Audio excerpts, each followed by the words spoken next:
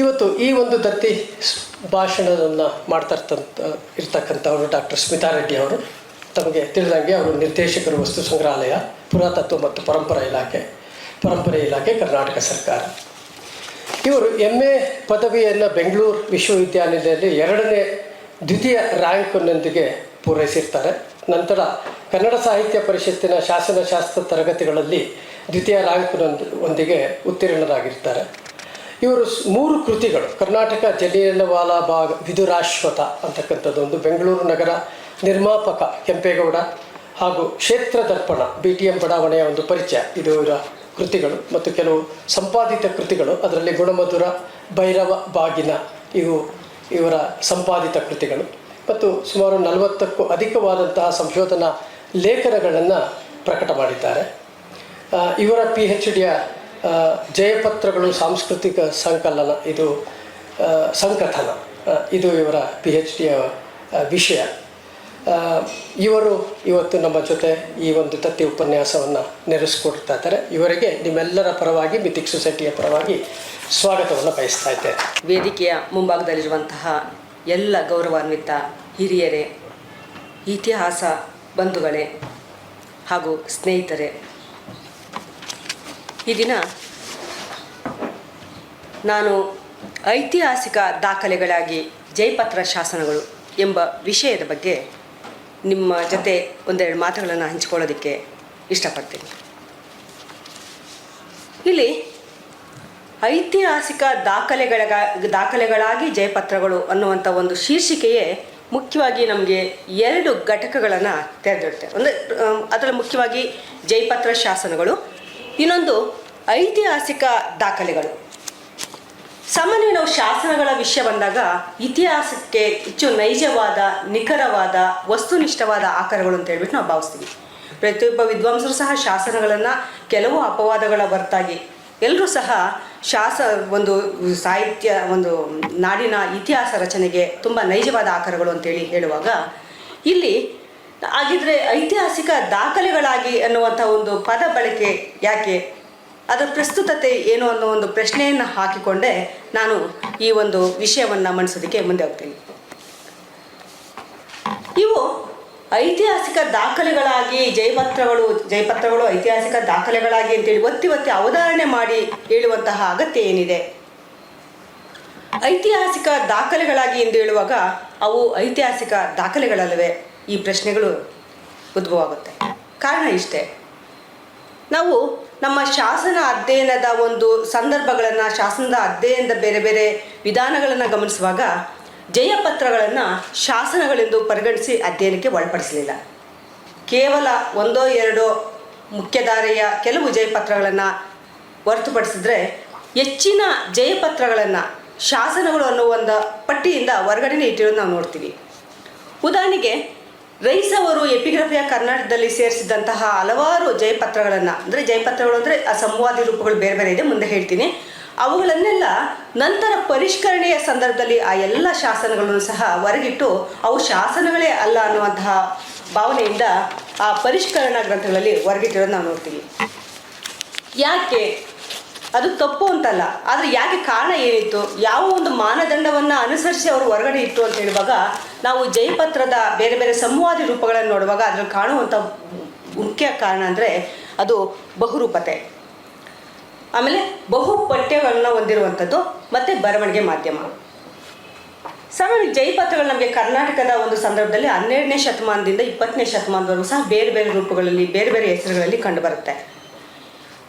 ನಮಗೆ ಪ್ರಾರಂಭದಲ್ಲಿ ಶಾಸನಗಳನ್ನು ಶಿಲಾ ಮಾಧ್ಯಮ, ಲೋಹ ಮಾಧ್ಯಮಗಳ ಮೇಲೆ ಕೊರೆದು ಬರೆದಾಗ ಅವುಗಳನ್ನು ಸ್ಪಷ್ಟವಾಗಿ ಶಾಸನಗಳು ಅಂತ ನಾವು ಸ್ವೀಕರಿಸ್ತೀವಿ. 17ನೇ ಶತಮಾನ ನಂತರ ಬರವಣಿಗೆಯ ಕ್ಷೇತ್ರದಲ್ಲಿ ತುಂಬ ಅಸಾಧಾರಣವಾದ ಕ್ರಾಂತಿಕಾರಕ ಬದಲಾವಣೆ ಆಗುತ್ತೆ. ಮೊದಲು ಬರವಣಿಗೆಗೆ ಕೇವಲ 2 ಮಾಧ್ಯಮ, ತಾಳೆಪತ್ರಗಳು, ಬೇರೆ ಕಾವ್ಯ ಮತ್ತಿತರ ದಾಖಲೆಗಳನ್ನು ಬಳಸ್ತಾ ಇದ್ರು. ಆದರೆ ಮುಖ್ಯವಾಗಿ ರಾಜನ ಆಜ್ಞೆಗಳನ್ನು ಅಥವಾ ರಾಜನಿಗೆ ಅಥವಾ ರಾಜನಿಂದ ಜನಸಮುದಾಯಕ್ಕೆ ಮುಟ್ಟಬೇಕಾದಂತಹ ದಾಖಲೆಗಳು ಸಾಮಾನ್ಯವಾಗಿ ಲೋಹಗಳಲ್ಲಿ, ಶಿಲೆಗಳಲ್ಲಿ ಇರ್ತಾ ಇತ್ತು.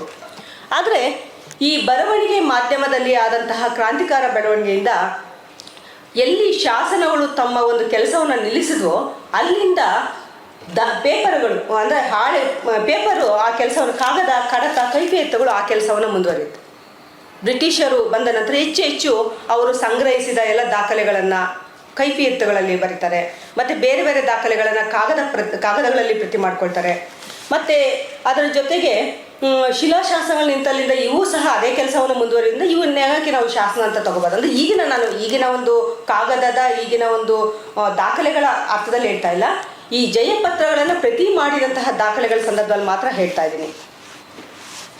ಇನ್ನು ಬಹುರೂಪತೆ ಯಾಕೆ ಅಂತ ಕೇಳಿದಾಗ, ಸಾಮಾನ್ಯವಾಗಿ ಜಯಪತ್ರಗಳು ಕಾಲಾಂತರಗಾಮಿಗಳಾಗಿ ಒಂದೇ ಸ್ವರೂಪ, ಸಾಮಾನ್ಯವಾಗಿ ಶಾಸನಗಳು ಬೇರೆ ಶಾಸನಗಳನ್ನು ತಗೊಂಡಾಗ ಒಂದೇ ಸ್ವರೂಪ, ನಮಗೆ ಒಂದು ಶಿಷ್ಟ ಮಾದರಿ. ಏನಂದರೆ ಶಾಸನ ಅಂದರೆ ಅದರಲ್ಲಿ ಮೊದಲು ಒಂದು ಶ್ಲೋಕ ಇರಬೇಕು, ಆಮೇಲೆ ರಾಜನ ಹೆಸರು ಬರಬೇಕು, ಆಮೇಲೆ ಅವನ ಕಾಲ ಬರಬೇಕು, ಆಮೇಲೆ ದಾನಗ್ರಾಹಿ, ದಾನ ಸ್ವೀಕರ್ತ, ಇಂಥ ಒಂದು ಪದ್ಧತಿ ಇರುತ್ತೆ, ಒಂದು ನಮಗೆ ಸಿದ್ಧ ಮಾದರಿ ಇರುತ್ತೆ ಶಾಸನಗಳನ್ನು ತಗೊಂಡಾಗ. ಆದರೆ ನಮಗೆ ಜಯಪತ್ರಗಳು ಅಂತ ಯಾವ ಮಾದರಿಗಳನ್ನು ಒಳಗೊಂಡಿಲ್ಲ. ಅವೇನು ಅಂದರೆ ಆಯಾ ಸನ್ನಿವೇಶದ, ಆಯಾ ಸಂದರ್ಭದ, ಆಯಾ ಒಂದು ರಾಜಕೀಯ, ಸಾಂಸ್ಕೃತಿಕ ಅಥವಾ ಸಾಮಾಜಿಕ ಸನ್ನಿವೇಶಗಳಿಗೆ ಧ್ವನಿಯಾಗುವಂತಹ ಕೆಲಸವನ್ನು ಮಾಡ್ತಾ ಇರೋದ್ರಿಂದ ಇವು ಆಯಾ ಸಂದರ್ಭದ ಸನ್ನಿವೇಶಗಳ ಶಿಶುಗಳು ಅಂತಲೂ ಸಹ ನಾವು ಹೇಳ್ಬೋದಾಗಿದೆ. ಜೊತೆಗೆ ಆಯಾ ಕಾಲಘಟ್ಟದ ಧಾರ್ಮಿಕ ಪಲ್ಲಟಗಳಿಗೆ, ಸಾಂಸ್ಕೃತಿಕ ಸಂಘರ್ಷಗಳಿಗೆ, ಸಾಮುದಾಯಿಕ ಸ್ಥಿತ್ಯಂತರಗಳಿಗೆ, ಅದರ ಹೊರತಾಗಿ ಬೇರೆ ಬೇರೆ ಸಂಸ್ಥೆಗಳ ನಡುವಿನ ಅಥವಾ ಸಾಂಸ್ಥಿಕ ಕಲಹಗಳಿಗೆ ಇವು ದನಿಯಾಗಿರೋದನ್ನು ನಾವು ನೋಡ್ತೀವಿ. ಮುಖ್ಯಧಾರಿಯ ಶಾಸ್ತ್ರಗಳಿಗೆ ಒಂದು ಚೌಕಟ್ಟಿರುತ್ತೆ, ಪರಿಮಿತಿ ಇರುತ್ತದೆ. ಇನ್ನು ಜಯಪತ್ರಗಳು ಅಂತ ಎಲ್ಲ ಸಿದ್ಧ ಮಾದರಿಯ ಚೌಕಟ್ಟುಗಳನ್ನು ಮೀರಿ ತತ್ಕಾಲೀನ ಸಮಾಜದ ನೋವು ನಲಿವುಗಳಿಗೆ, ಈವರೆಗಿನ ಇತಿಹಾಸದಲ್ಲಿ ಕಾಣದೇ ಮರೆಯಾಗಿದ್ದಂತಹ ಸನ್ನಿವೇಶಗಳಿಗೆ ದನಿಯಾಗಿ ನಿಜಾರ್ಥದಲ್ಲಿ ಸಾಮಾಜಿಕ ಚರಿತ್ರೆ, ಸಾಂಸ್ಕೃತಿಕ ಚರಿತ್ರೆಯ ಮೇಲೆ ಬೆಳಕು ಬೀರುವಂತಹ ಐತಿಹಾಸಿಕ ದಾಖಲೆಗಳಾಗಿದೆ. ಇನ್ನೊಂದು ಮುಖ್ಯ ಕಾರಣ ಇದು ಶಾಸನಗಳಲ್ಲ ಅಂತೇಳಿ ಇರೋದಕ್ಕೆ ಬಹುಪಠ್ಯ. ಪ್ರಾರಂಭದ ಜಯಪತ್ರಗಳು ನಮಗೆ ಏಕಾಂತದ ರಾಮಾಯಣ ಜಯಪತ್ರ ಮೊದಲು ಸಿಗುತ್ತೆ. ಆ ಜಯಪತ್ರಗಳನ್ನು ಬಿಟ್ಟರೆ ಉಳಿದ ಬೇರೆ ಬೇರೆ ಹೆಸರುಗಳಲ್ಲಿ, ಬೇರೆ ಬೇರೆ ಪರಿಕಲ್ಪನೆಯಲ್ಲಿ ಜಯಪತ್ರಗಳು ಬಹುಪಠ್ಯಗಳಲ್ಲಿ ಸಿಗುತ್ತೆ. ತಾಮ್ರಪತ್ರಗಳಲ್ಲಿರುವ ಹಲವಾರು ಶಾಸನ ಜಯರೇಖೆಗಳನ್ನು ನಂತರ ಅವಧಿಯಲ್ಲಿ ಕಾಗದ ಮತ್ತು ಕೈಪಿಯತ್ತುಗಳ ಮೇಲೆ ನಕಲು ಮಾಡಿಕೊಂಡಿರುವುದರಿಂದ ಒಂದೇ ಪಠ್ಯಗಳಾಗುತ್ತೆ. ಉದಾಹರಣೆ ಏಕೆಂದರೆ ಹಲವಾರು ಜಯಪತ್ರ ಶಾಸ್ತ್ರಗಳು ಬೇರೆ ನಂತರ ಬರುವಂತಹ ಜಯರೇಖೆ ಅಥವಾ ಕಂಚಿಪತ್ರ ಹೆಸರುಗಳಲ್ಲಿ ಬರುವಂಥದ್ದು ಒಂದು ಕುಲ ಅಥವಾ ಒಂದು ಸಮುದಾಯಕ್ಕೆ ಸಂಬಂಧಪಟ್ಟಾಗ ನಮ್ಮ ಸಮುದಾಯಕ್ಕೂ ಸಹ ಈ ಕಟ್ಟಳೆಗಳನ್ನು ನಾವು ತಿಳ್ಕೊಂಡಿರಬೇಕು, ನಾವು ಇಟ್ಕೊಂಡಿರಬೇಕು, ಮುಂದೆ ನಮ್ಮ ಒಂದು ಪರಂಪರೆ, ನಮ್ಮ ಮನೆತನಕ್ಕೆ ಇದು ಮಕ್ಕಳಿಗೆ ಸಾಗಿಸೋದಬೇಕು ಅಂತ ಹೇಳ್ಬಿಟ್ಟು ಎಲ್ಲರೂ ಸಹ ಒಂದೊಂದು ಸಮುದಾಯದವರು, ಒಂದೊಂದು ಕುಲದವರು ಅವುಗಳನ್ನ ಬರೆದಿಟ್ಕೊಳ್ತಾ ಇದ್ರು. ತಾಮ್ರಪತ್ರಗಳಲ್ಲಿ ಇದನ್ನ ಪೇಪರ್ಗಳಲ್ಲಿ ಬರೆದಿಟ್ಕೊಳ್ತಾ ಇದ್ರು. ಹಾಗಾಗಿ ಆ ನಕಲು ಮಾಡ್ಕೊಳ್ತಾ ಇದ್ದಿದ್ದರಿಂದ ಕೆಲವು ವ್ಯತ್ಯಾಸಗಳು ಆಗ್ತಾ ಇತ್ತು. ಕೆಲವರು ನಕಲು ಮಾಡ್ಕೊಳ್ಳುವಾಗ ತಮಗೆ ಬೇಕಾದ ರೀತಿ ಕೆಲವು ಮಾರ್ಪಾಡುಗಳು ಸಹ ಮಾಡ್ತಾ ಇದ್ರು. ಹಾಗೆ ಬಹು ಪಠ್ಯಗಳು ಇರೋದ್ರಿಂದ ಇದು ಸಹ ಒಂದು ಕಾರಣ ಆಗಿದೆ. ಇನ್ನೊಂದು ಕಾಲನಿಷ್ಠತೆಯ ಕೊರತೆ. ನಮಗೆ ಶಾಸನಗಳಲ್ಲಿ ಒಬ್ಬ ರಾಜನ ಉಲ್ಲೇಖ ಬಂದರೆ ಅದೇ ಕಾಲ ಹೆಚ್ಚು ಕಡಿಮೆ ಆ ಒಂದು ಸರೌಂಡಿಂಗ್ಸೇ ಇರುತ್ತೆ, ಆ ಒಂದು ಸುತ್ತಲೇ ಒಂದು ಗಿರ್ಕಿ ಹೊಡಿತಾ ಇರುತ್ತೆ ಕಾಲ. ಅದು ಜಯಪತ್ರಗಳಲ್ಲಿ ಆಗಲ್ಲ. ಇಲ್ಲಿ ಏನಾಗುತ್ತೆ ಅಂದರೆ ಕೃಷ್ಣದೇವರಾಯ ಕಾಲ ನಮಗೆ 19 ಅಥವಾ 20ನೇ ಶತಮಾನದ ಒಂದು ಕಾಲ ಇರುತ್ತೆ. ಅದರಲ್ಲಿ ವಿಜಯನಗರದ ಕೃಷ್ಣರಾವನ ಉಲ್ಲೇಖ ಬರುತ್ತೆ, ವಿಜಯನಗರದ ಆನೆಗೊಂದಿಯ ರಾಮರಾವನ ಉಲ್ಲೇಖ ಬರುತ್ತೆ, ಅಪ್ಪಾರಾವನ ಉಲ್ಲೇಖ ಬರುತ್ತೆ, ಮಹಾರಾಷ್ಟ್ರದ ಇನ್ನೊಬ್ಬ ಯಾವೊಬ್ಬ ವ್ಯಕ್ತಿ ಉಲ್ಲೇಖ ಬರುತ್ತೆ. ಮತ್ತು ಅದರಲ್ಲಿ ಪರ್ಷಿಯನ್ ಉರ್ದು ಪದಗಳು, ದಫ್ತರಗಳಂತಹ ಪದಗಳ ಪ್ರಯೋಗ ಆಗುತ್ತೆ. ಇವೆಲ್ಲವನ್ನು ನೋಡುವಾಗ ಇವು ಹಲವಾರು ಬದಲಾವಣೆಗಳಾಗಿರೋದನ್ನು ನಾವು ನೋಡ್ತೀವಿ. ಉದಾಹರಣೆಗೆ ನಾವು ಮೊದಲನೇ ಜಯಪತ್ರ 12ನೇ ಶತಮಾನದ ಏಕಾಂತದ ರಾಮಾಯಣ ತಗೊಂಡಾಗ ಅದರಲ್ಲೇ ಸಹ ನಮಗೆ ಸರಿಯಾಗಿ ಹೇಳಬೇಕು ಅಂದರೆ ಒಂದು ನಿಖರವಾದ ಕಾಲಾವಧಿ ಇಲ್ಲ. ಅದರಲ್ಲಿ ಕದಂಬ ಕಾಮದೇವ ಬರ್ತಾನೆ, ಬಿಜ್ಜಳ ಬರ್ತಾನೆ, ಅದರ ಜೊತೆಗೆ ಕಲ್ಯಾಣ ಚಾಲುಕ್ಯ ಅರಸರು ಬರ್ತಾರೆ. ಹಾಗೆ ನಿಜವಾಗ್ಲೂ ಯಾವ ಅರಸರು ಇವನಿಗೆ ಕೊಟ್ಟಿದ್ರು ಅನ್ನೋದು ಅಂದರೆ ಒಂದು ಬಿಟ್ಟರೆ, ಬಿಜ್ಜಳ ಕೊಟ್ಟಿದ್ದ ಅನ್ನೋದು ಬಿಟ್ಟರೆ ಬೇರೆ ಬೇರೆ ಕಾಲದ ಉಲ್ಲೇಖವನ್ನು ನಾವು ನೋಡಿದಾಗ ನಿಖರವಾಗಿ 12ನೇ ಶತಮಾನ ಅಂತ ಹೇಳ್ಬೋದೇ ಹೊರತು ನಿಖರವಾಗಿ ಇಂಥ ಅರಸನ ಇಂಥ ಕಾಲದ್ದೇ ಅಂತ ಹೇಳೋದಕ್ಕೆ ನಮಗೆ ಸಾಧ್ಯ ಆಗೋದಿಲ್ಲ. ಅದನ್ನು ಸಹ ನಾವು ಗಮನಿಸ್ಬೋದು. ಜೊತೆಗೆ ಆ ಒಂದು ಜಯಪತ್ರದ ಮೇಲೆಯೇ ಹರಿಹರನ ರಗಳೆಗಳ ಪ್ರಭಾವ ಸಹ ಇರೋದನ್ನು ನೋಡ್ತೀವಿ. ಏನೇ ಇರಲಿ, ಇವು ನಾನು ಆಗಲೇ ಹೇಳಿದಾಗೆ ಮಧ್ಯಕಾಲೀನ ಕರ್ನಾಟಕದ ಸಾಂಸ್ಕೃತಿಕ ಚರಿತ್ರೆಯನ್ನು ಕಟ್ಕೊಳ್ಳೋದಕ್ಕೆ ಪ್ರಧಾನ ಆಕರಗಳು ಎಂದು ನಾವು ಭಾವಿಸ್ಬೋದು. ಭಾರತೀಯರಿಗೆ ಚರಿತ್ರೆನೇ ಇಲ್ಲ ಅನ್ನುವಂತಹ ಪಾಶ್ಚಾತ್ಯ ವಿದ್ವಾಂಸರ ಅಭಿಪ್ರಾಯಗಳ ನಡುವೆ ನಮ್ಮ ಭಾರತೀಯರು ತಮ್ಮ ಒಂದು ಗತಕಾಲದ ಸಮಾಜವನ್ನು ತಮ್ಮ ಅಗತ್ಯತೆಗೆ ಹೇಗೆ ತಕ್ಕಂತೆ ರೂಪಿಸ್ಕೊಳ್ತಾ ಇದ್ರು, ತಮ್ಮ ಚರಿತ್ರೆಯನ್ನು ಹೇಗೆ ತಾವೇ ದಾಖಲಿಸ್ಕೊಳ್ತಾ ಇದ್ರು ಅನ್ನೋದನ್ನು ನಾವು ಈ ಜಯಪತ್ರಗಳ ಮೂಲಕ ನಾವು ಕಾಣ್ಬೋದು. ಇನ್ನು ಜಯಪತ್ರಗಳ ಒಂದು ಯಾಕೆ ನಾನು ಈ ವೈರುಧ್ಯಾತ್ಮಕ ಅಂಶಗಳನ್ನು ತಗೊಂಡೆ ಅಂದರೆ, ಈಗ ಜಯಪತ್ರ ಅಂದರೆ ಏನು ಅನ್ನುವಂಥ ಒಂದು ವಿಷಯವನ್ನು ನಾವು ತಗೊಂಡಾಗ ಸಾಮಾನ್ಯವಾಗಿ ಒಂದು ಸರಳವಾದ ಒಂದು ವ್ಯಾಖ್ಯಾನಕ್ಕೆ ನಾವು ಒಳಪಡಿಸ್ತೀವಿ. ಏನಂದರೆ ಜಯ ಅಥವಾ ದಿಗ್ವಿಜಯ ಸಾಧಿಸುವ ವ್ಯಕ್ತಿಗೆ ನೀಡುವ ಪತ್ರ. ಇದೊಂದು ಸರಳ ವ್ಯಾಖ್ಯಾನ. ಯಾರೇ ಹೇಳಿ ಜಯಪತ್ರ ಅಂದರೆ ರಾಜರಿಗೆ ಎದ್ದು ಬಂದರಿಗೆ ಕೊಡುವಂಥದ್ದು, ಮತ್ತೊಂದಕ್ಕೂ ಅಂತ ಹೇಳ್ಬಿಟ್ಟು ಒಂದು ವ್ಯಾಖ್ಯಾನ ಕೊಡ್ತಾರೆ. ಆದರೆ ಜಯಪತ್ರಗಳು ನಿರ್ದಿಷ್ಟವಾಗಿ ಒಬ್ಬ ಎದುರಾಳಿ ವ್ಯಕ್ತಿ, ಸಂಸ್ಥೆ, ಸಮುದಾಯಗಳೊಂದಿಗೆ ಮುಖಾಮುಖಿಯಾಗಿ ಜಯವನ್ನು ಪಡೆದಂತಹ ವ್ಯಕ್ತಿಗಳಿಗೆ ನೀಡುವಂಥ ಪತ್ರಗಳು. ಹೀಗಾಗಿ ಜಯಪತ್ರಗಳಿಗೂ ನಂತರ ಕಾಲಾವಧಿಯಲ್ಲಿ ಜಯಸ್ತಂಭ ಬರುತ್ತೆ, ಜಯಪತ್ರಿಕಾ ಇದು ಬರುತ್ತೆ, ಪ್ರಶಸ್ತಿ ಶಾಸನಗಳು ಸಹ ಜಯಪತ್ರಗಳು ಅಂತ ಹೇಳ್ತಾರೆ. ಆದರೆ ಪ್ರಶಸ್ತಿ ಶಾಸನಗಳೇ ಬೇರೆ, ಜಯಪತ್ರಗಳೇ ಬೇರೆ. ಅದು ನಾವು ನಮ್ಮ ಒಂದು ಈ ಸಂದರ್ಭದಲ್ಲಿ ಅಧ್ಯಯನದ ಸಂದರ್ಭದಲ್ಲಿ ಅದನ್ನು ಖಚಿತವಾಗಿ ನಾವು ಗೆರೆ ಹಾಕಿ ನಿರ್ಧರಿಸ್ಕೋಬೇಕಾಗುತ್ತೆ. ಜಯಪತ್ರಗಳು ಅಂದರೆ ಒಬ್ಬ ನಿರ್ದಿಷ್ಟವಾಗಿ ಒಬ್ಬ ಎದುರಾಳಿ, ಒಂದು ಸಂಸ್ಥೆ, ಒಂದು ಸಮುದಾಯಕ್ಕೆ ಮುಖಾಮುಖಿಯಾದಾಗ ಅವರನ್ನು ಸೋಲಿಸಿದಾಗ ಗೆದ್ದಂತಹ ವ್ಯಕ್ತಿಗೆ ನೀಡುವಂತಹ ಪತ್ರ ಅಂತ ಹೇಳ್ಬಿಟ್ಟು ನಾವು ಅದು ಹೇಗೆ ಅಂದರೆ ಆ ಕಲಹ ನೀವು ತಾತ್ವಿಕವಾಗಿ ಇರ್ಬೋದು, ಅಂದರೆ ನಮ್ಮ ಪಂಥ ಶ್ರೇಷ್ಠ, ನಮ್ಮ ಮತ ಶ್ರೇಷ್ಠ, ನಿಮ್ಮದು ಹೀನ ಅಂತ ಹೇಳ್ಬಿಟ್ಟು ಆ ಒಂದು ತಾತ್ವಿಕ ಸಂಘರ್ಷದಿಂದ ಪಡೆದಂಥದ್ದು ಇರ್ಬೋದು. ಅಥವಾ ಅದರ ಆಚೆಗೆ ಭೌತಿಕ ಕಲಹಗಳಿಂದ ನನ್ನ ಜಗಳಗಳ ಮೂಲಕ ಸಹ ಭೌತಿಕವಾಗಿ ಪರಸ್ಪರ ಕೈ ಮಿಲಾಯಿಸ್ಕೊಂಡು ಅದರಿಂದಲೂ ಸಹ ಪಡ್ಕೊಂಡಿರುವಂಥ ಒಂದು ಜಯಪತ್ರಗಳು ಇರ್ಬೋದು. ಆದರೆ ನಮಗೆ ಇತಿಹಾಸದ ಸಂದರ್ಭದಲ್ಲಿ ಗಮನಿಸುವಾಗ ಆ ರೀತಿ ಕೈ ಮಾಡಿಕೊಂಡು ಭೌತಿಕವಾಗಿ ನಾವು ಒಬ್ಬರ ಮೇಲೆ ಒಬ್ಬರು ಕೈ ಮಾಡಿಕೊಂಡು ಆಕ್ರಮಣ ಮಾಡ್ಕೊಂಡು ಪಡ್ಕೊಂಡಂಥ ಉದಾಹರಣೆಗಳಿಲ್ಲ. ಅದಕ್ಕಿಂತ ಒಂದು ಪಂಥಾಹ್ವಾನ ಇರುತ್ತೆ. ಆ ಪಂಥಾಹ್ವಾನವನ್ನು ಒಡ್ಡಿ ಆಮೇಲೆ ಅದನ್ನು ಪಡ್ಕೊಂಡಿರೋಂಥ ಉದಾಹರಣೆಗಳು ನಮಗೆ ಗೊತ್ತಾಗುತ್ತೆ. ಹಾಗಾಗಿ ಈ ಗುಣ ವಿಶೇಷಣಗಳಿಂದ ಕೂಡಿದಂತಹ ಈ ಪ್ರಶಸ್ತಿ ಶಾಸನಗಳಲ್ಲಿ ಏನು ಅಂದರೆ ಅಲ್ಲಿ ವ್ಯಕ್ತಿಯ ಶೀಲ, ಶೌಚ, ಶೌರ್ಯ, ಪರಾಕ್ರಮ ಈ ಮುಂತಾದ ಗುಣಗಳಿಗೆ ಹೆಚ್ಚಿನ ಆದ್ಯತೆ ಇರುತ್ತೆ. ಆದರೆ ಜಯಪತ್ರಗಳು ಅದಕ್ಕಿಂತ ತುಂಬ ಭಿನ್ನ ಅನ್ನೋದನ್ನು ಇಲ್ಲಿ ನಾವು ಸ್ಪಷ್ಟಪಡಿಸ್ಕೋಬೇಕಾಗುತ್ತೆ. ಹಾಗಿದ್ರೆ ಜಯಪತ್ರಗಳ ಬಗ್ಗೆ ತುಂಬ ಯಾರ್ಯಾರು ಯಾವ ರೀತಿ ಅಭಿಪ್ರಾಯ ಪಟ್ಟಿದ್ದಾರೆ ಅಂತೇಳಿ ಹೇಳುವಾಗ, ಮೊದಲಿಗೆ ಅಬ್ಬಲೂರಿನ ಏಕಾಂತ ರಾಮಯ್ಯನ ಶಾಸನವನ್ನು ಅಧ್ಯಯನ ಮಾಡಿದ ಜೆ.ಎಫ್. ಅವರು ಜಯಪತ್ರಕ್ಕೆ ಸರ್ಟಿಫಿಕೇಟ್ ಆಫ್ ಸಕ್ಸಸ್, ಗೆಲುವಿನ ಪತ್ರ ಅಂತ ಹೇಳ್ಬಿಟ್ಟು ಅವರು ಉತ್ತರ ಕೊಟ್ಟರೆ, ರಾಮಜೋಯಿಷ್ ಅವರು ಎ ಡಾಕ್ಯುಮೆಂಟ್ ರೆಕಾರ್ಡಿಂಗ್ ಸಕ್ಸಸ್ ಅಂತ ಹೇಳ್ಬಿಟ್ಟು ಕೊಡ್ತಾರೆ. ಶ್ರೀನಿವಾಸ ದಿತ್ತಿಯವರು ನಮ್ಮ ಕನ್ನಡದ ಬೇರೆ ಬೇರೆ ಶಾಸನಗಳ ಹಿನ್ನೆಲೆಯಲ್ಲಿ ಭೂಮಿ ಇತ್ಯಾದಿ ವಿವಾದಗಳಲ್ಲಿ ಗೆದ್ದವರಿಗೆ ಕೊಡುವ ಪತ್ರ, ಶಾಸ್ತ್ರಾದಿಗಳ ವಾದದಲ್ಲಿ ಗೆದ್ದವರಿಗೆ ರಾಜನು ಕೊಡುತ್ತಿದ್ದ ಗೆಲುವಿನ ಸೂಚಕ ಪತ್ರ, ಪಂಥದಲ್ಲಿ ಗೆದ್ದವರಿಗೆ ಕೊಡುವ ಪ್ರಮಾಣ ಪತ್ರ ಅಂತ ಹೇಳ್ಬಿಟ್ಟು ಹೇಳ್ತಾರೆ. ಇದು ಬೇರೆ ಬೇರೆ ಸಂದರ್ಭಗಳಲ್ಲಿ ಸರಿಯಾಗಿ ಇದೆ ಅವ್ರು ಗ್ರಹಿಸಿರೋದು. ಇನ್ನೊಂದು ಜಯಪತ್ರಿಕಾ ಕ್ರಮ ಅಂತ ಹೇಳ್ಬಿಟ್ಟು ಅವರು ಇದರ ಜೊತೆಗೆ ಈ 3 ಪ್ರವರ್ಗಗಳ ವ್ಯಾಪ್ತಿಗೆ ಬರದ ಆದರೆ ಕೆಲವು ದಾನ ದತ್ತಿಗಳ ವಿವರಗಳನ್ನು ಒಳಗೊಂಡ ಜಯಪತ್ರಗಳಲ್ಲಿ ಉಲ್ಲೇಖಗೊಂಡ ಜಯಪತ್ರಿಕಾ ಪದ ಅಂತ ಹೇಳ್ಬಿಟ್ಟು ಅವರು ಕ್ರಮ ಅಂತ ಹೇಳ್ಬಿಟ್ಟು ಹೇಳ್ತಾರೆ. ಆದರೆ ಇಲ್ಲಿ ಜಯಪತ್ರಿಕಾ ಕ್ರಮ ಇಲ್ಲೂ ಸಹ ಒಂದು ಒಡಂಬಡಿಕೆ ಇರುತ್ತೆ. ಅದು ದಾನ ಕೊಟ್ಟ ನಂತರ ಸುಮ್ಮನೆ ದಾನಕ್ಕೆ ನಿಲ್ಲೋದಿಲ್ಲ. ದಾನ ಕೊಟ್ಟ ನಂತರ ಆ ದಾನ ಕೊಟ್ಟವರು ಮತ್ತೆ ಸ್ವೀಕರ್ತರಿದ್ದಾರೆ, ಅವ್ರ ಮಧ್ಯೆ ಒಂದು ಒಡಂಬಡೆ ಮಾಡಿಕೊಂಡು ಇದನ್ನು ಮುಂದೆ ನೀವು ಕಾಪಾಡ್ಕೊಂಡು ಹೋಗ್ಬೇಕು ಅನ್ನೋವಂಥ ಒಂದು ಹೊಣೆಗಾರಿಕೆ ಸಹ ಅಲ್ಲಿ ಒಡಂಬಡಿಕೆಯನ್ನು ವಿಧಿಸಿರ್ತಾರೆ. ಅಲ್ಲೂ ಸಹ ಒಂದು ಒಪ್ಪಂದ ಇರೋದನ್ನು ನಾವು ಗಮನಿಸ್ತೀವಿ. ಕನ್ನಡ ಸಾಹಿತ್ಯ ಪರಿಷತ್ತಿನಲ್ಲೂ ಸಹ ಕೆಲವು ವಿಷಯಗಳನ್ನು ಸ್ವಲ್ಪ ಬೇರೆ ರೀತಿ ಸ್ವಲ್ಪ ಡೈವರ್ಟ್ ಆಗಿದೆ. ಅಲ್ಲೇನಂದರೆ ಜಯಪತ್ರ ಅನ್ನೋದಕ್ಕೆ ಪ್ರಶಸ್ತಿ ಲೇಖ ಅನ್ನೋದಕ್ಕೆ ಅವರು ಆದಿಪುರಾಣದಲ್ಲಿ ಬರುವಂಥ ವೃಷಭ ಶಾಸನಗಳನ್ನು ಉಷ್ವಾದ್ರಿಯಲ್ಲಿ ಜಯಪತ್ರಿಕೆ ಬರೆಸ್ದ ಅಂತ ಹೇಳ್ಬಿಟ್ಟು ಅದನ್ನು ಬೇರೆ ಅರ್ಥದಲ್ಲಿ ಅವರು ಗ್ರಹಿಸಿರುವಂಥ ಉಲ್ಲೇಖಗಳು ಇದೆ.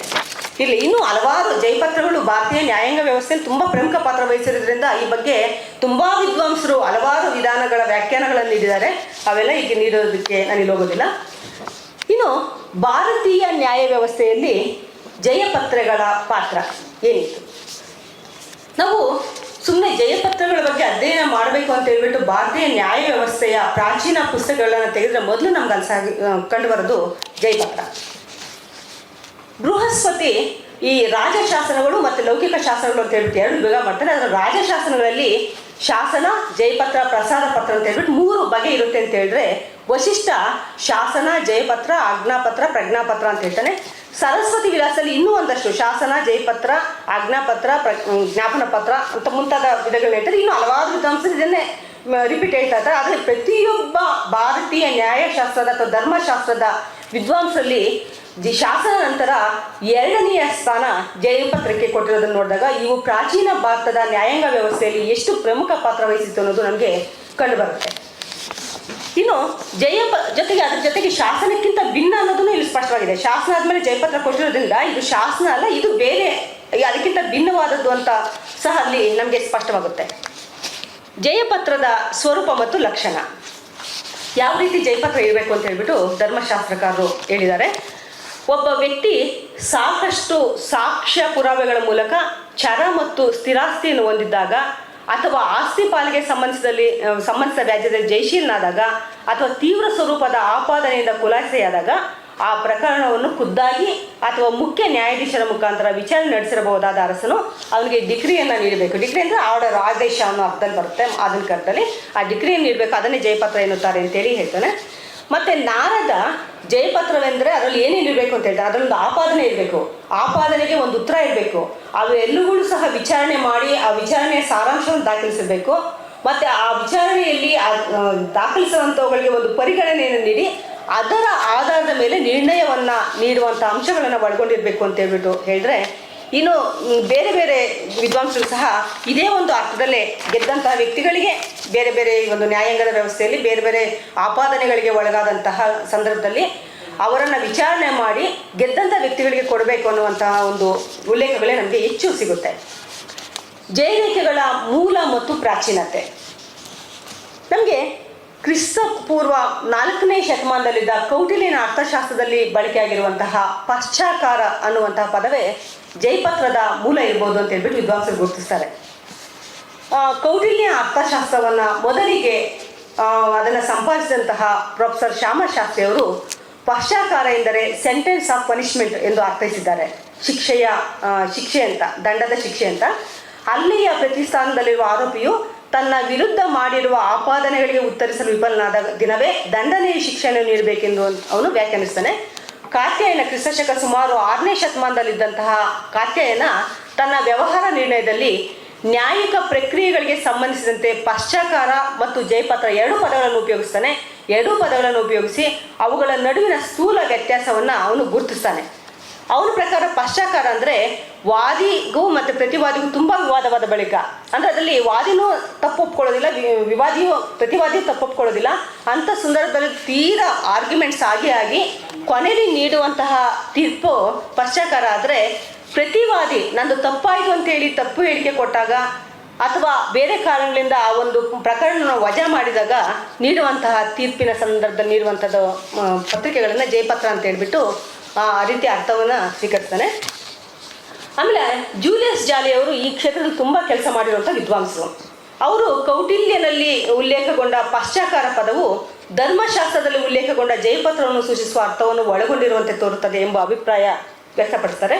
ಅದನ್ನು ಅಮರೇಶ್ವರ ಥಾಕೂರ್ ಅವರು, ಇವರು ಸಹ ಶಾಸನ ಅಂಡ್ ಜಯಪತ್ರಸ್ ಅಂತ ಹೇಳ್ಬಿಟ್ಟು ತುಂಬ ವಿಶ್ಲೇಷಣಾತ್ಮಕ ಕೃತಿಯನ್ನು ರಚಿಸಿದ್ದಾರೆ. ಅದರಲ್ಲಿ ಜೂಲಿಯಸ್ ಜಾಲಿಯವರ ಅಭಿಪ್ರಾಯವನ್ನು ಒಪ್ಪಿಕೊಳ್ತಾ ಅರ್ಥಶಾಸ್ತ್ರದಲ್ಲಿ ನಮೂದಿಸಲ್ಪಟ್ಟ ಪಶ್ಚಾಕಾರದ ಉಲ್ಲೇಖವನ್ನು ಕಡೆಗಣಿಸಬಾರ್ದು, ಅದು ನಿರ್ವಿವಾದವಾಗಿಯೂ ಭಾರತೀಯ ಜಯಪತ್ರಗಳ ಅತಿ ಪ್ರಾಚೀನತೆಯ ಸಾಕ್ಷಿಯಾಗಿದೆ ಎಂದು ಅವರು ಅಭಿಪ್ರಾಯಪಡ್ತಾರೆ. ಈ ಅಭಿಪ್ರಾಯಗಳ ಒಂದು ನಿರೂಪಣೆಯಿಂದ ಬೇರೆ ಬೇರೆ ವಿದ್ವಾಂಸಗಳ ಒಟ್ಟಾರೆ ಅಭಿಪ್ರಾಯಗಳನ್ನು ನಾವು ಗಮನಿಸಿದಾಗ ಜಯಪತ್ರದ ಪ್ರಾಚೀನ ರೂಪ ಪಶ್ಚಾಕಾರವಾಗಿದ್ದು ಕ್ರಿಸ್ತಪೂರ್ವ 4ನೇ ಶತಮಾನದಿಂದಲೇ ಜಯಪತ್ರದ ಪರಿಕಲ್ಪನೆ ಭಾರತದಲ್ಲಿ ಪ್ರಚಲಿತದಲ್ಲಿತ್ತು ಅನ್ನುವಂತಹ ಒಂದು ಅಭಿಪ್ರಾಯಕ್ಕೆ ನಾವು ಬರಬಹುದು. ಸರಿ, ಕ್ರಿಸ್ತಪೂರ್ವ 4ನೇ ಶತಮಾನದಲ್ಲಿ ಇದ್ದಂತಹ ಜಯಪತ್ರ ಮತ್ತು ಜಯಪತ್ರಗಳಿಗೆ ಧರ್ಮಶಾಸ್ತ್ರಗಳಲ್ಲಿ ಇದ್ದಂತಹ ಒಂದು ಪ್ರಾಮುಖ್ಯತೆ, ಮಹತ್ವ ಇವುಗಳೆಲ್ಲ ಗಮನಿಸಿದಾಗ ಆಗಿದ್ದರೆ ಭಾರತದಲ್ಲಿ ಜಯಪತ್ರ ಶಾಸನದ ರೂಪದಲ್ಲಿ ಯಾವಾಗ ಸಿಕ್ತು? ನಾವು ಆ ಪ್ರಶ್ನೆಯನ್ನು ಹಾಕ್ಕೊಂಡಾಗ ನಮಗೆ ದೂರದ ಜಾವ ಕಡೆಗೆ ನಾವು ನೋಡಬೇಕಾಗುತ್ತೆ. ಯಾಕೆಂದರೆ ಮೊದಲ ಜಯಪತ್ರ ನಮಗೆ 928ರಲ್ಲಿ ಕ್ರಿಸ್ತಶಕ 928ರಲ್ಲಿ ಸಿಕ್ಕಿದ್ದು ಜಾವ ದ್ವೀಪದಲ್ಲಿ. ಜಾವ ನಿಮ್ಮೆಲ್ಲರೂ ಸಹ ಗೊತ್ತಿದೆ, ಅದು ಭಾರತೀಯ ವಸಾಹತು ದ್ವೀಪವಾಗಿತ್ತು. ಹಾಗಾಗಿ ಸಹಜವಾಗಿ ಅಲ್ಲಿ ಸಿಕ್ಕಿರೋದು ನಮಗೇನು ಆಶ್ಚರ್ಯ ಇಲ್ಲ. ಆದರೆ ಭಾರತದಲ್ಲಿ ದೊರೆಯದೆ ಅಲ್ಲಿ ಸಿಕ್ಕಿರೋದು ನಮಗೆ ಆಶ್ಚರ್ಯ ಆಗ್ತಾ ಇದೆ. ಅದರಲ್ಲಿ ವಿಷಯ ಏನು ಅಂದರೆ, ಪೂ ಜಾಬ್ವೆಲ್ ಎಂಬುವನ ಪತ್ನಿ ಚಂಪಾ ಅನ್ನೋಳಿರ್ತಾಳೆ. ಅವಳು ಮರಣವನ್ನು ಹೊಂದ್ತಾಳೆ. ಆಗ ವಾದಿ ಧರ್ಮ ಅವಳು ನನ್ನ ಹತ್ರ ಸಾಲ ತಗೊಂಡಿದ್ಲು, ಆ ಸಾಲವನ್ನು ತೀರಿಸಬೇಕು ಅಂತ ಹೇಳಿಬಿಟ್ಟು ಆಕೆಯ ಗಂಡನ ವಿರುದ್ಧ ದಾವೆಯನ್ನು ಹಾಕ್ತಾನೆ. ಆಗ ಆ ಸಂದರ್ಭದಲ್ಲಿ ಬೇರೆ ಬೇರೆ ಧರ್ಮಗಳು, ಸೂತ್ರಗಳು ಎಲ್ಲವನ್ನೂ ಸಹ ನೋಡಿ ಓದಿ ಅದನ್ನೆಲ್ಲ ಅಧ್ಯಯನ ಮಾಡಿ ಕೊನೆಗೆ ಅವಳಿಗೆ ಮಕ್ಕಳು ಬೇರೆ ಇಲ್ಲ, ಅದ್ರ ಜೊತೆಗೆ ಪತಿಯ ಸಮ್ಮತಿ ಇಲ್ಲದೆ ಪತ್ನಿ ಪಡೆದ ಸಾಲಕ್ಕೆ ಪತಿ ಜವಾಬ್ದಾರನಲ್ಲ ಅನ್ನುವಂತಹ ಒಂದು ತೀರ್ಪನ್ನು ಅಲ್ಲಿ ನೀಡ್ತಾರೆ. ಭಾರತದಲ್ಲಿ ಯಾಕೆ ಈ ಜೈಪತ್ರಗಳು ಕಂಡು ಬರಲಿಲ್ಲ ಅನ್ನೋದಕ್ಕೆ ರಮಾಜೋಶಿ ಅವರು ಕೊಡುವಂಥ ಉತ್ತರ ಅಂದರೆ, ದುರದೃಷ್ಟವಶಾತ್ ಒಂದಲ್ಲ ಒಂದು ಕಾರಣಕ್ಕಾಗಿ ಈ ವ್ಯವಹರಣೆಗಳ ದಾಖಲೆಗಳು ನಿರ್ವಹಿಸುವ ವ್ಯವಸ್ಥೆ ಭಾರತದಲ್ಲಿ ಪ್ರಚಲಿತದಲ್ಲಿ ಇರಲಿಲ್ಲ. ಕೆಲವು ದಾಖಲೆಗಳನ್ನು ನಿರ್ವಹಿಸಿದ್ದರೂ ಅವುಗಳನ್ನು ಸಂರಕ್ಷಿಸಿಟ್ಟಿಲ್ಲದಿರುವುದು ಇದಕ್ಕೆ ಕಾರಣವಿರ್ಬೋದು ಎಂಬ ಅಭಿಪ್ರಾಯಕ್ಕೆ ಬರ್ತಾರೆ. ಬಹುಶಃ ಈ ಜೈಪತ್ರಗಳನ್ನು ಬೇರೆ ಶಾಸನಗಳನ್ನು ಅಂದರೆ ಶಿಲಾಶಾಸನ ಅಥವಾ ಲೋಹಗಳ ಮೇಲೆ ಬರೆಯೋದು ಬಿಟ್ಟು ಹಸ್ತಪ್ರತಿಗಳಲ್ಲಿ ಬರೆದಿಟ್ಟಿರ್ಬೋದು, ಆ ಕಾರಣಕ್ಕೆ ಹೋಗಿರ್ಬೋದು ಅನ್ನೋದು ಅವರ ಅಭಿಪ್ರಾಯ.